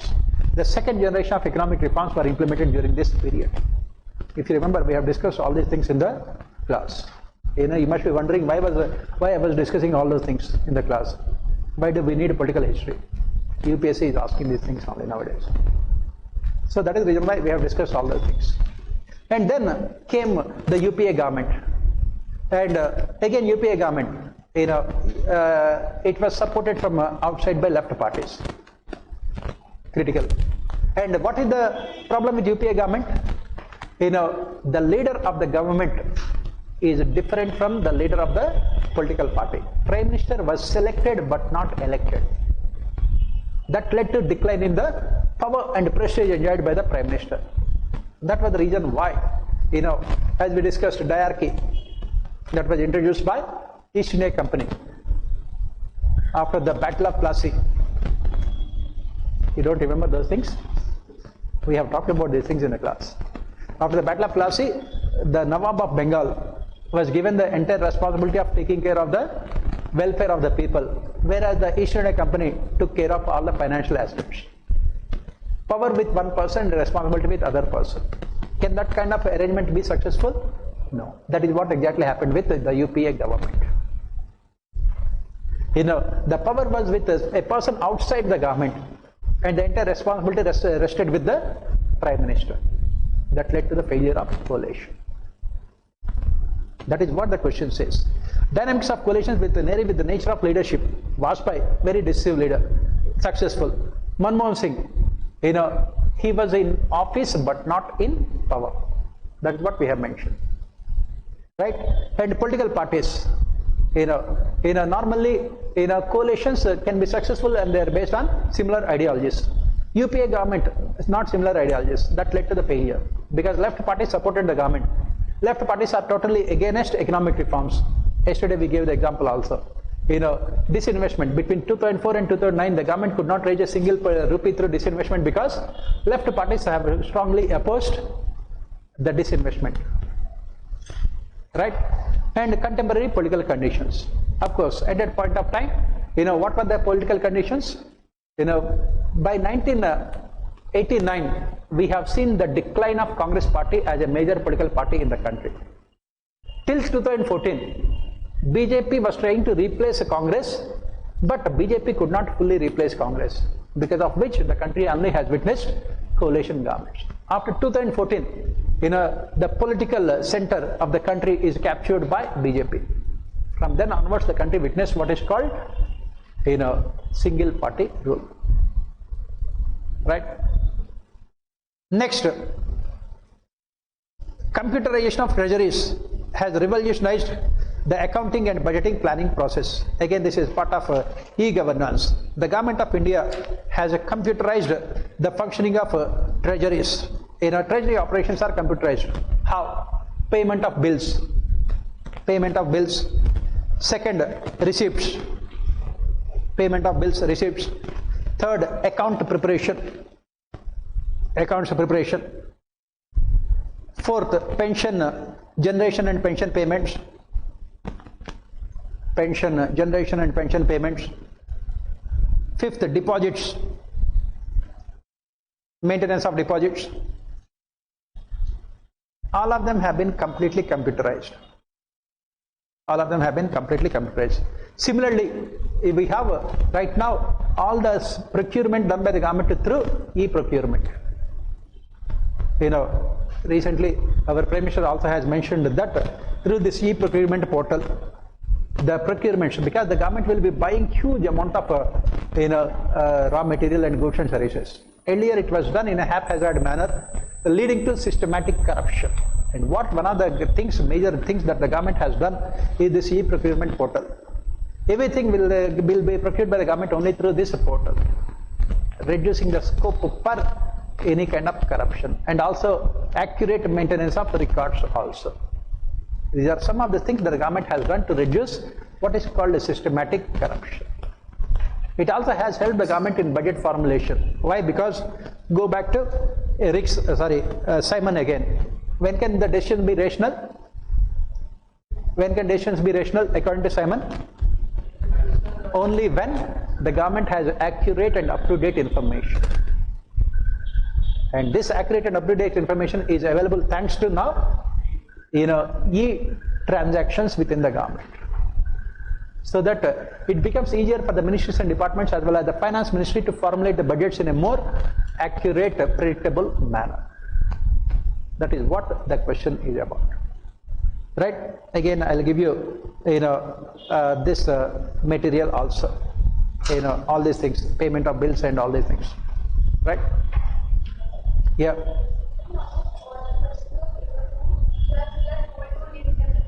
Yes. Obviously, when it is required, then only you will be linking it. It is not necessary that for everything you have to link it. Only when it is required. For example, the dynamics of coalition, where which thinker you talk about it. If you are imposing the thinkers there, it will look artificial. Right? Next, do you agree that the code of ethics and code of conduct for ministers would help in upholding highest standards of their constitutional ethical conduct? Explain. At present, we do not have any code of conduct or code of ethics. We have code of conduct for ministers, but we don't have any code of ethics for ministers. Second, Administrative Reforms Commission has recommended this public services code for ministers also, which includes code of conduct and code of ethics. Do you think that it will help in maintaining higher standards of constitutional and ethical conduct? Definitely it will help. What is the objective of code of conduct and code of ethics, as we study later also? What is the objective of code of conduct? The objective of code of conduct is to prevent negative behavior. You have to go back to Kautilya. Kautilya, as part of his good governance, prescribed code of conduct for the ministers as well as the king also. We have talked about these things. Right? The objective is to prevent negative behavior, whereas the objective of a code of ethics is to promote positive values. The objective of code of ethics is to promote positive values. You say that they can help in upholding higher standards only when this code of conduct and code of ethics is made legal.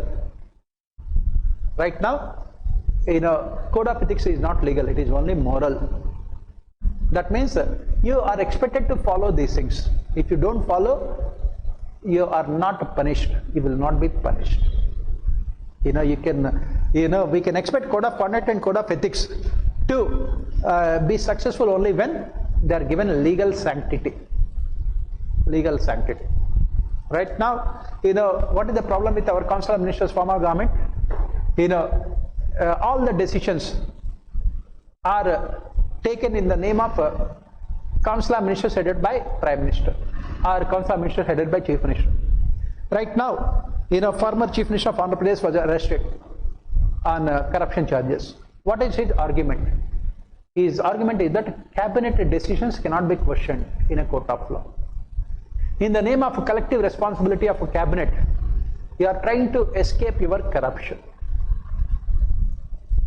The difference, as I said, between British parliamentary democracy and Indian parliamentary democracy is, in United Kingdom, individual ministers are made accountable for their actions. In India, we have collective responsibility. Please remember, not a collective accountability, collective responsibility of Council of Ministers. That is the reason why we say that this code of conduct can be successful only when we can replace collective responsibility with individual accountability. Individual accountability. Similarly, code of ethics also should be made legal. Then only it can ensure higher standards in their constitutional and ethical conduct. Right? Next, let us proceed further. Question 6a. Civil services reforms, along with a transparent transfer policy, will go a long way in insulating civil servants from undesired political pulls and pressures. Right? Henry Fayol, one of the 14 principles that he spoke about was stability of tenure. Henry Fayol. In a long time back, we have discussed 14 principles given by Henry Fayol. Stability of tenure. What is the stability of tenure that we talk about? Civil servants should be given, not civil servants. Basically, it says that people working in the ordination should be given stability of tenure, because this stability of tenure is necessary to evaluate their performance in an rational, efficient, empirical manner. On the other hand, what is the problem with civil services in India? Right? What is the problem with with the civil services in India? They are frequently transferred. On an average, in some of the districts, some of the states, a district collector's tenure is only around, it is around only 6 months. That is the reason why stability of tenure is important. Mostly they are transferred due to political reasons, and there is no transparent transfer policy. They are transferred mostly due to political reasons. And that is the reason why civil services reforms, along with a transparent transfer policy, will go a long way in insulating civil services from undesired political pulls and pressures. As we say, the most important problem faced by civil servants in India is politicization of civil services. This politicization of civil services has started in 1970s, when the then Prime Minister has given a call for a committed bureaucracy. She felt that bureaucracy was not committed to the ideology of the ruling political party in power. She felt that she had come out with hundreds of developmental welfare schemes, but these welfare schemes have not been implemented properly because of absence of commitment from the bureaucracy. That is the reason why she has given a call for a committed she has given a call for a committed bureaucracy. That is where the problem is. And from then onwards, as we study later in this civil services chapter also, the problem is that this kind of politicization of bureaucracy has been extended to state level also from central government. Politicization of civil services. This issue has been discussed at length by Second Administrative Reforms Commission on its report on civil services, and had come out with so many solutions. What are the solutions for depoliticizing the functioning of bureaucracy? We will be studying these things also later in the classes. It has said that post accountability should be replaced with ex ante accountability. What is this? We will be studying later. And they must be given security of tenure. Their transfers, promotions, postings and everything should be decided. They should be decided, by a committee,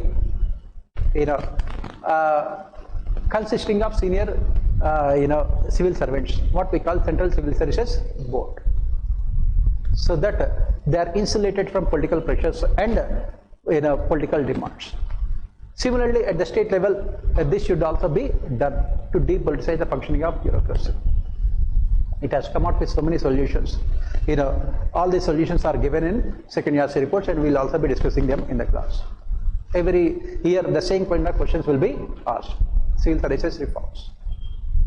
Next, the withdrawal of AFSPA from Tripura has sent a positive signal,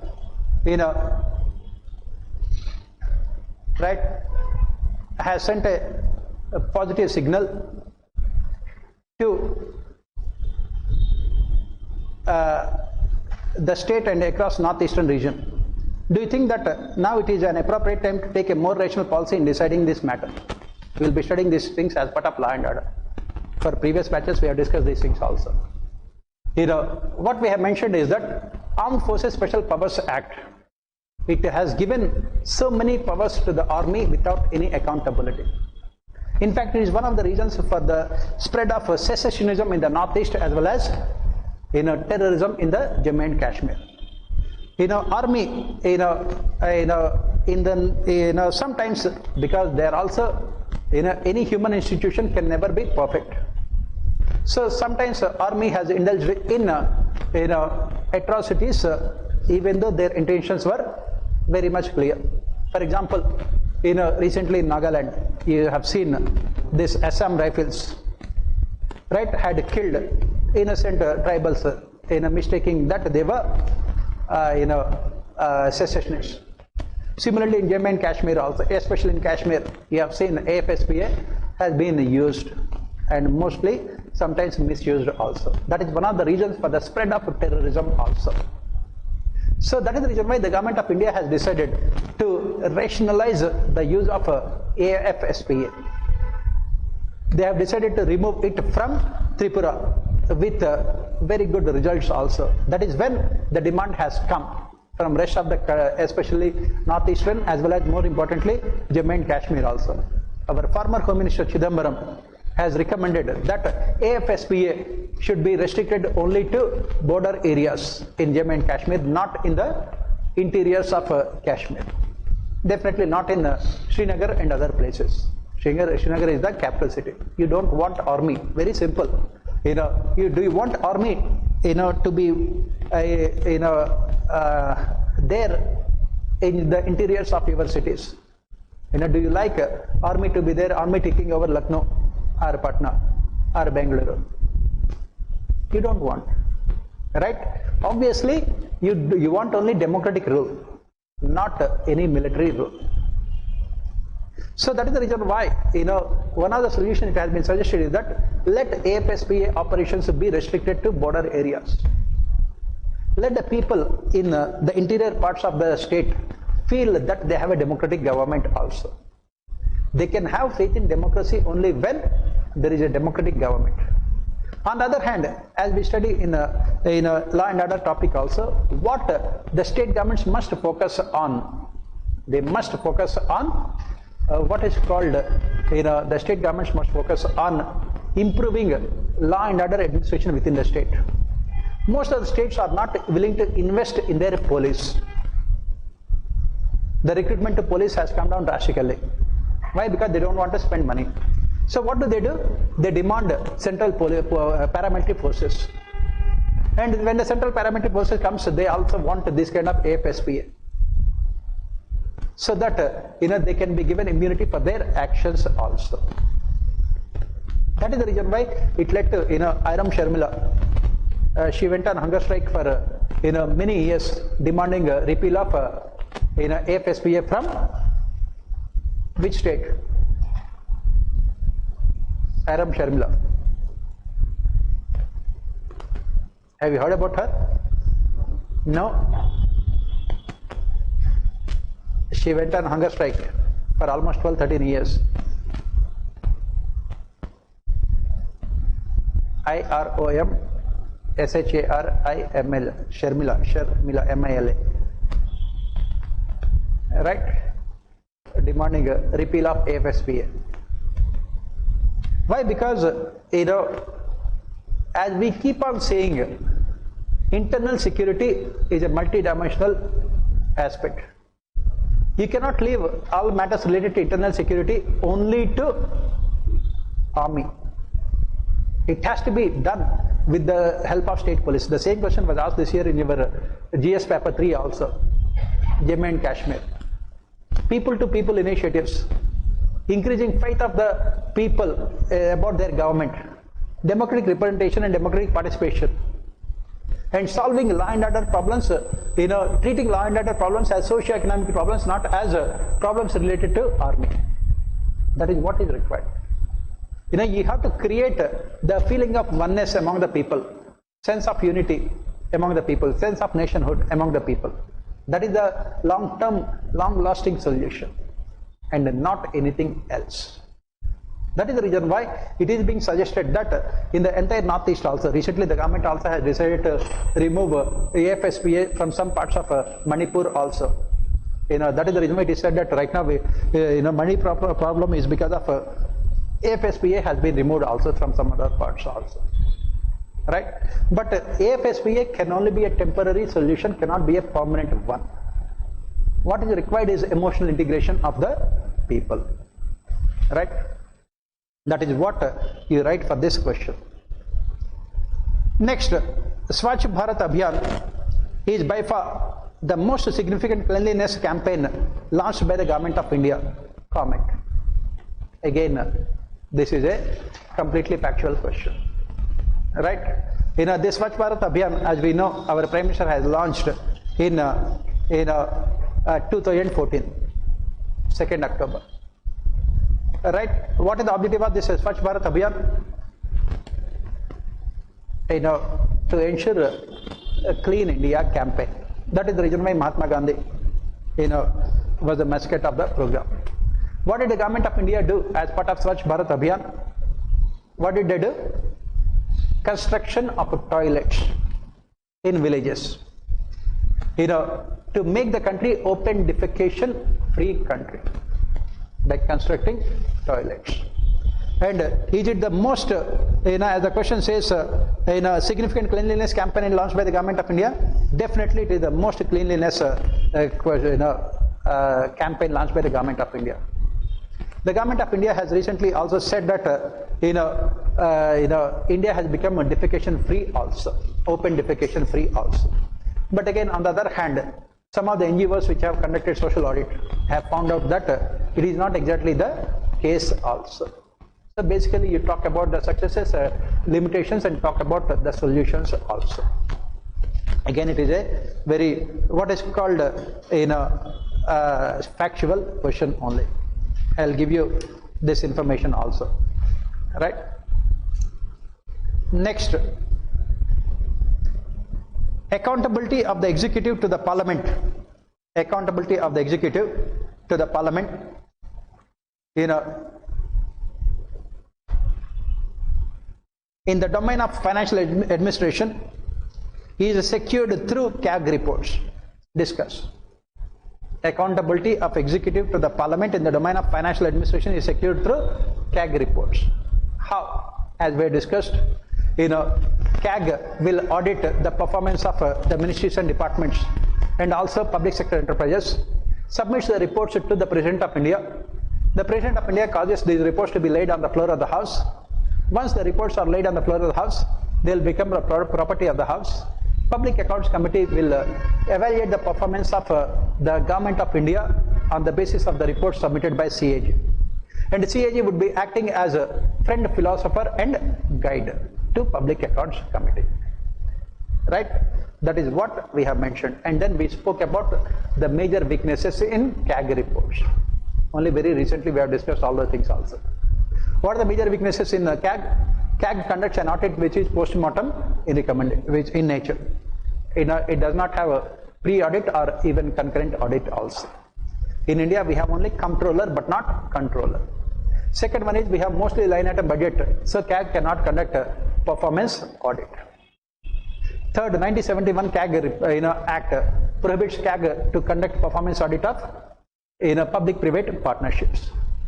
And fourth, CAG cannot conduct audit of developmental welfare schemes. 1971 again. And then Public Accounts Committee submits its recommendations to the Government of India, and these recommendations are only advisory in nature. And the government normally do not implement the recommendation. There is no time limit for the Government of India to implement the recommendations also. For example, give the example of a CAG report on railways, last year CAG report, which it has spoken about the problems related to maintenance of tracks. But it was discussed, as we discussed in our class also, Derek O'Brien has said that he has mentioned those things in the, on the floor of the House also, but the government did not take any action. Right?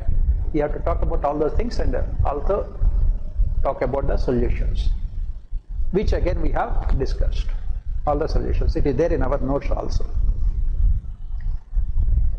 Government's response to the Supreme Court judgment on police reforms has been lackadaisical. The reasons are multiple and multidimensional, discussed. As we discussed, those who have attended in our previous batches, they know police reforms. Supreme Court came out with the judgment on 12th November 2006 to implement police reforms in the Prakash Singh versus Union of India case.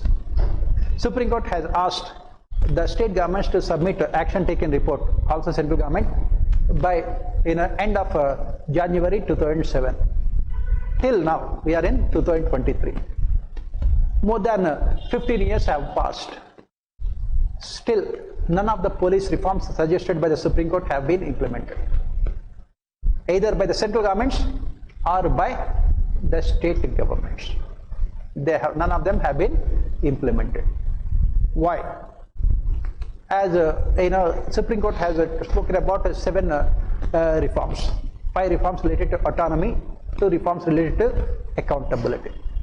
Setting up of this National Security Commission, State Security Commission, Police Establishment Board, fixed tenures for from DGP to Superintendent of Police, and then transfers, promotions will be decided by Police Establishment Board only. These are all the reforms. And then separation of investigation from maintenance of law and order. And then we have discrete complaints committees as well as state complaints committees. These 7 reforms have been suggested. None of the states have really bothered to implement because absence of a political will. Absence of political will. State governments have said that law and order is part of a state subject. The reforms, the judgment of Supreme Court is only advisory, it is not binding on them, because law and order is a state subject. State governments have said that it is ultimately the Home Minister and the Chief Minister who are ultimately responsible for maintenance of law and order. So the police must work under the political executive. They cannot completely depoliticize the functioning of police forces. And most of the states have implemented these reforms in letter, but never in spirit. Every state government has set up State Security Commission, but it is defunct. Every state government has come out with Police Establishment Board. Again, this Police Establishment Board itself is highly politicized. State governments never really bothered to separate investigation from law and order because they said that they don't have the resources. And state governments have rejected this recommendation of District Complaints Authority and State Complaints Authority, saying that there are so many accountability mechanisms within. There are so many accountability mechanisms within the government only. They don't require separately more accountability mechanisms. Ultimately, absence of political will. And in our notes, we have mentioned that ultimately these police reforms can be implemented only with creating awareness among the people. We must move towards a political culture based on cognitions, wherein people vote in the name of implementing police reforms. As we study in administrative reforms can be implemented only through either demand side factors or supply side factors. Supply side factors means those reforms which are implemented by the government on its own. Demand side factors means reforms which are implemented due to pressure from the people. In India, we don't have supply side reforms. In spite of Supreme Court judgment, no political party in the country is willing to implement reforms. So it has to be come through only demand side reforms. That is what we say. Right. Next, disasters can push the world's poorest deeper into poverty. I remember in our class also I have mentioned this corona crisis has thrown more than 1 billion people below poverty line. Right? This is according to IMF and World Bank. Do you think that a comprehensive strategy to deal with such vulnerabilities is required? Obviously, that is what we study in disaster management. Why disaster management in India is a failure? Disaster management in India is a failure because it is either disaster of management or management of disaster. That is what we say. We study all these things as part of disaster management. It is not truly disaster management because we don't have any comprehensive strategy for disaster management. Why? Every public policy is always determined by politics. Disasters are not an issue which will determine electoral outcomes in India. For example, take the case of Himachal Pradesh. Himachal Pradesh has seen worst kind of floods in the recent past. Will the management of the state government regarding the floods determine the electoral outcomes in the coming Lok Sabha elections? No, people have already forgotten. The basic reason why political parties never give importance to disaster management is because people have a very short-term memory. Already you can see in Himachal Pradesh people, tourists flocking to Himachal Pradesh. You must have seen the Times of India yesterday spoke about, the report of Disaster Management Authority saying that there cannot be any more constructions in Joshimath. The government will take the report, throw that into the dustbin as part of disaster management. That is what disaster management for the government.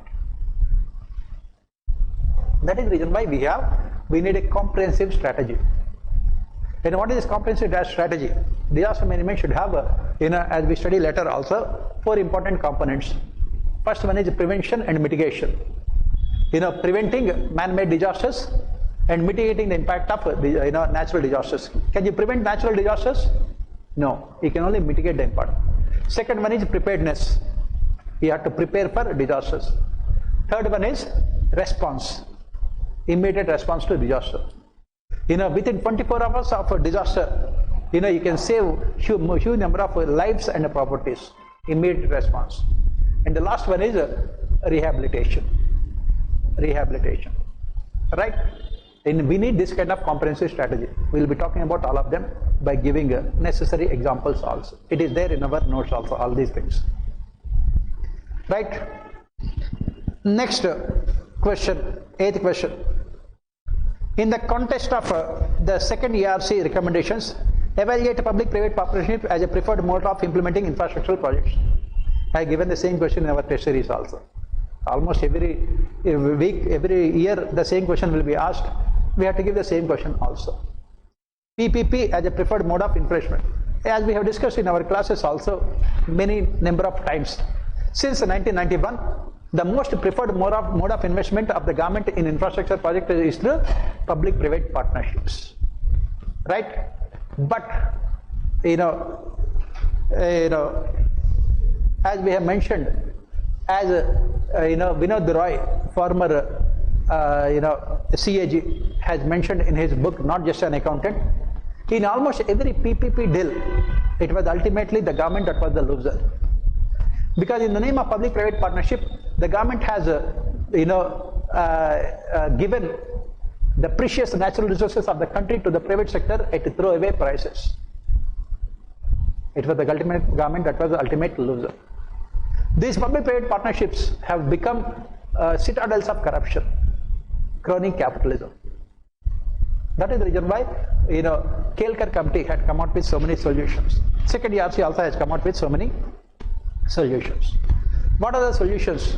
First we have mentioned that a policy can be successful only when you define the objectives. Again, go back to paper 1. Rationalist way of formulating public policies.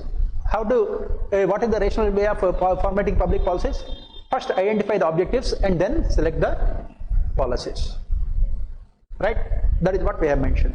So the government must identify the objectives of a public-private partnership. What is the objective? Should it be industrialization? infrastructure development, providing quality services to the citizens, reducing the fiscal deficit, providing accountable and efficient services to the customers. You must clearly define the objectives. Then, what are the other solutions? Through public-private partnership, we have mentioned that the government should only lease the resources, natural resources of the country, but cannot transfer completely the ownership of the resources. Land is there. Give the land to the private sector for 50 years, 40 years, but not completely. Third, if they are not able to complete the project on time, the government must take away the resources from them also. And then user charges must be fixed, in consultation with the stakeholders. For example, these tolls that are being charged. As we have we have discussed all these things in PPP also. In most of the cases, it was found that the private sector is still charging the people even after recovering their dues also through what is this BOT model, build, operate, own and transfer, right? And that is the reason why CAG should be allowed to conduct performance audit of public-private partnerships. And then the government, the Scale-Care Committee also has recommended HAM model, hybrid annuity model. Please remember, the same question was asked last year in your economy for 15 marks. Same question was asked in your economy for 15 marks. Scale-Care Committee recommendations. Hybrid annuity model is what it has recommended. What is this hybrid annuity model? It is a combination of BOT and EPC model. All these things are there in our notes also, right? All these things you have to write. Next, in 2011, India ratified the United Nations Convention Against Corruption. Evaluate the existing legal framework for fulfilling this commitment. We have ratified this Convention Against Corruption. As part of this, we have to come out with separate bodies to deal with corruption, and that is the reason why we have come out with what is called local yuktas and lokpals. In the United Kingdom, they are called parliamentary commissioners. Right? In India, we call them as lokpal and lokayuktas to deal with corruption. And then, we have different legal provisions. Prevention of Corruption Act 1988. Prevention of Corruption Act 1988. Second Administrative Reform Commission has recommended many changes to it. For example, we have two types of corruption: coercive bribery, collusive bribery. Coercive means you are forced to give bribes. For example, you have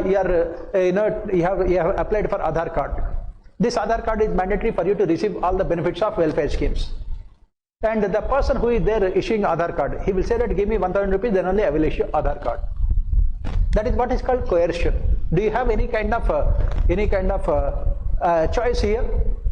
You have to give bribes there. Coercive bribery. But after 1991, what India has witnessed is what is called collusive bribery. That means a nexus between the politicians, businessmen and bureaucrats. The bribes are given as part of the collusion nexus. And second ERC has recommended that this collusive bribery should also be made a crime by making changes to PCA 1988. Similarly, as part of this framework, Lokpal, the Prime Minister is also brought under the purview of Lokpal. Lokpal, this CVC, Central Vigilance Commission, is expected to work under Lokpal. And then, recently also, you must have seen, the Supreme Court also has said that they would like to revisit the JMM bribery case also. Why? Because members of parliament are given immunity. Right? But the problem is that implementation. Even though Lokpal has come into existence, it has not started functioning. It is yet to start functioning. Because recently one Lokpal member also has resigned, saying that he was not given any kind of work and he felt that he should not be taking salary without any work. He resigned. And then at the state level, Lokayuktas, they suffer from so many problems. Because appointments are highly politicized. Lokayukta do not have any separate investigative mechanism of their own. The state police and the state bureaucracy would deliberately adopt non-cooperative attitude. The recommendations of Lokayuktas are only advisory in nature. The state governments do not implement the recommendations of Lokayuktas. And Lokayukta has been used by the state governments to take on their political opponents only. So that is the reason why we talk about making changes to Lokpal and Lokayukta. Not only that, we have to make changes to CVC and also Whistleblower Protection Act also. And we have to make changes to RTI also to ensure transparency and accountability. All those things you have to write here. Right? Next, Shyam Prasad Mukherjee Urban Mission is a cluster-based approach of covering rural development efforts of different departments of the government. Comment. That is what we said. What is the objective of SPM-RM? The objective of SPM-RM is to make sure that people in the rural areas benefit out of their rural life without losing out on the amenities offered to the people in urban areas. Provision of urban amenities for the people in rural areas. That is what is called SPM-RM. That is what we have discussed also. The government of India has opted for what is called a cluster-based approach. We have mentioned in the class also. The country was divided into 300 clusters. The government has identified, wherein in these 300 clusters, the government would make sure that people in the rural areas will get all the facilities. What are the amenities? Transportation, communication, education, health, and development of industries, so that they don't have to migrate to urban areas. They will still benefit out of the peace and tranquility that is offered by the rural life. At the same time, they also have the facilities that are available to the people in urban areas. Urban program, Shyam Prasad Mukherjee urban program. And we have mentioned that as part of this cluster-based approach, what the government of India will do, they would take all the developmental welfare schemes that are implemented in that particular area, and the money would be diverted for implementing this program. In case of any kind of deficit, the government will adopt what is called a viability gap funding, VGF approach. Central government would provide any kind of gap in the amount of finances that are needed also. That is what this SPM-RM. As I said, you have to prepare for all these programs, right? So this is about the question paper. As you can see, most of the questions are asked from peripheral areas, right? And they have asked mostly questions which are political in nature. You need a good in-depth knowledge of political history of India along with all the programs. Current affairs are very, very important. Current affairs are very important. You have to get all the facts. Digital public infrastructure is the one which we have been hearing for so long nowadays.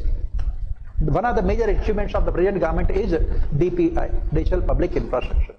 3 components, basically JAM only, which we have spoken about. Right? So this is what it is. And tomorrow I will take up paper 1.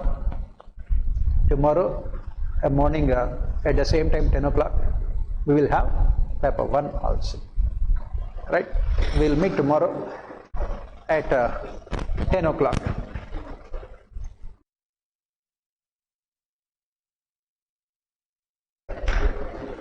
Give you all this information also about whatever I have mentioned. I will give you that information also. Right? But make sure that you are reading newspapers regularly, which is very important.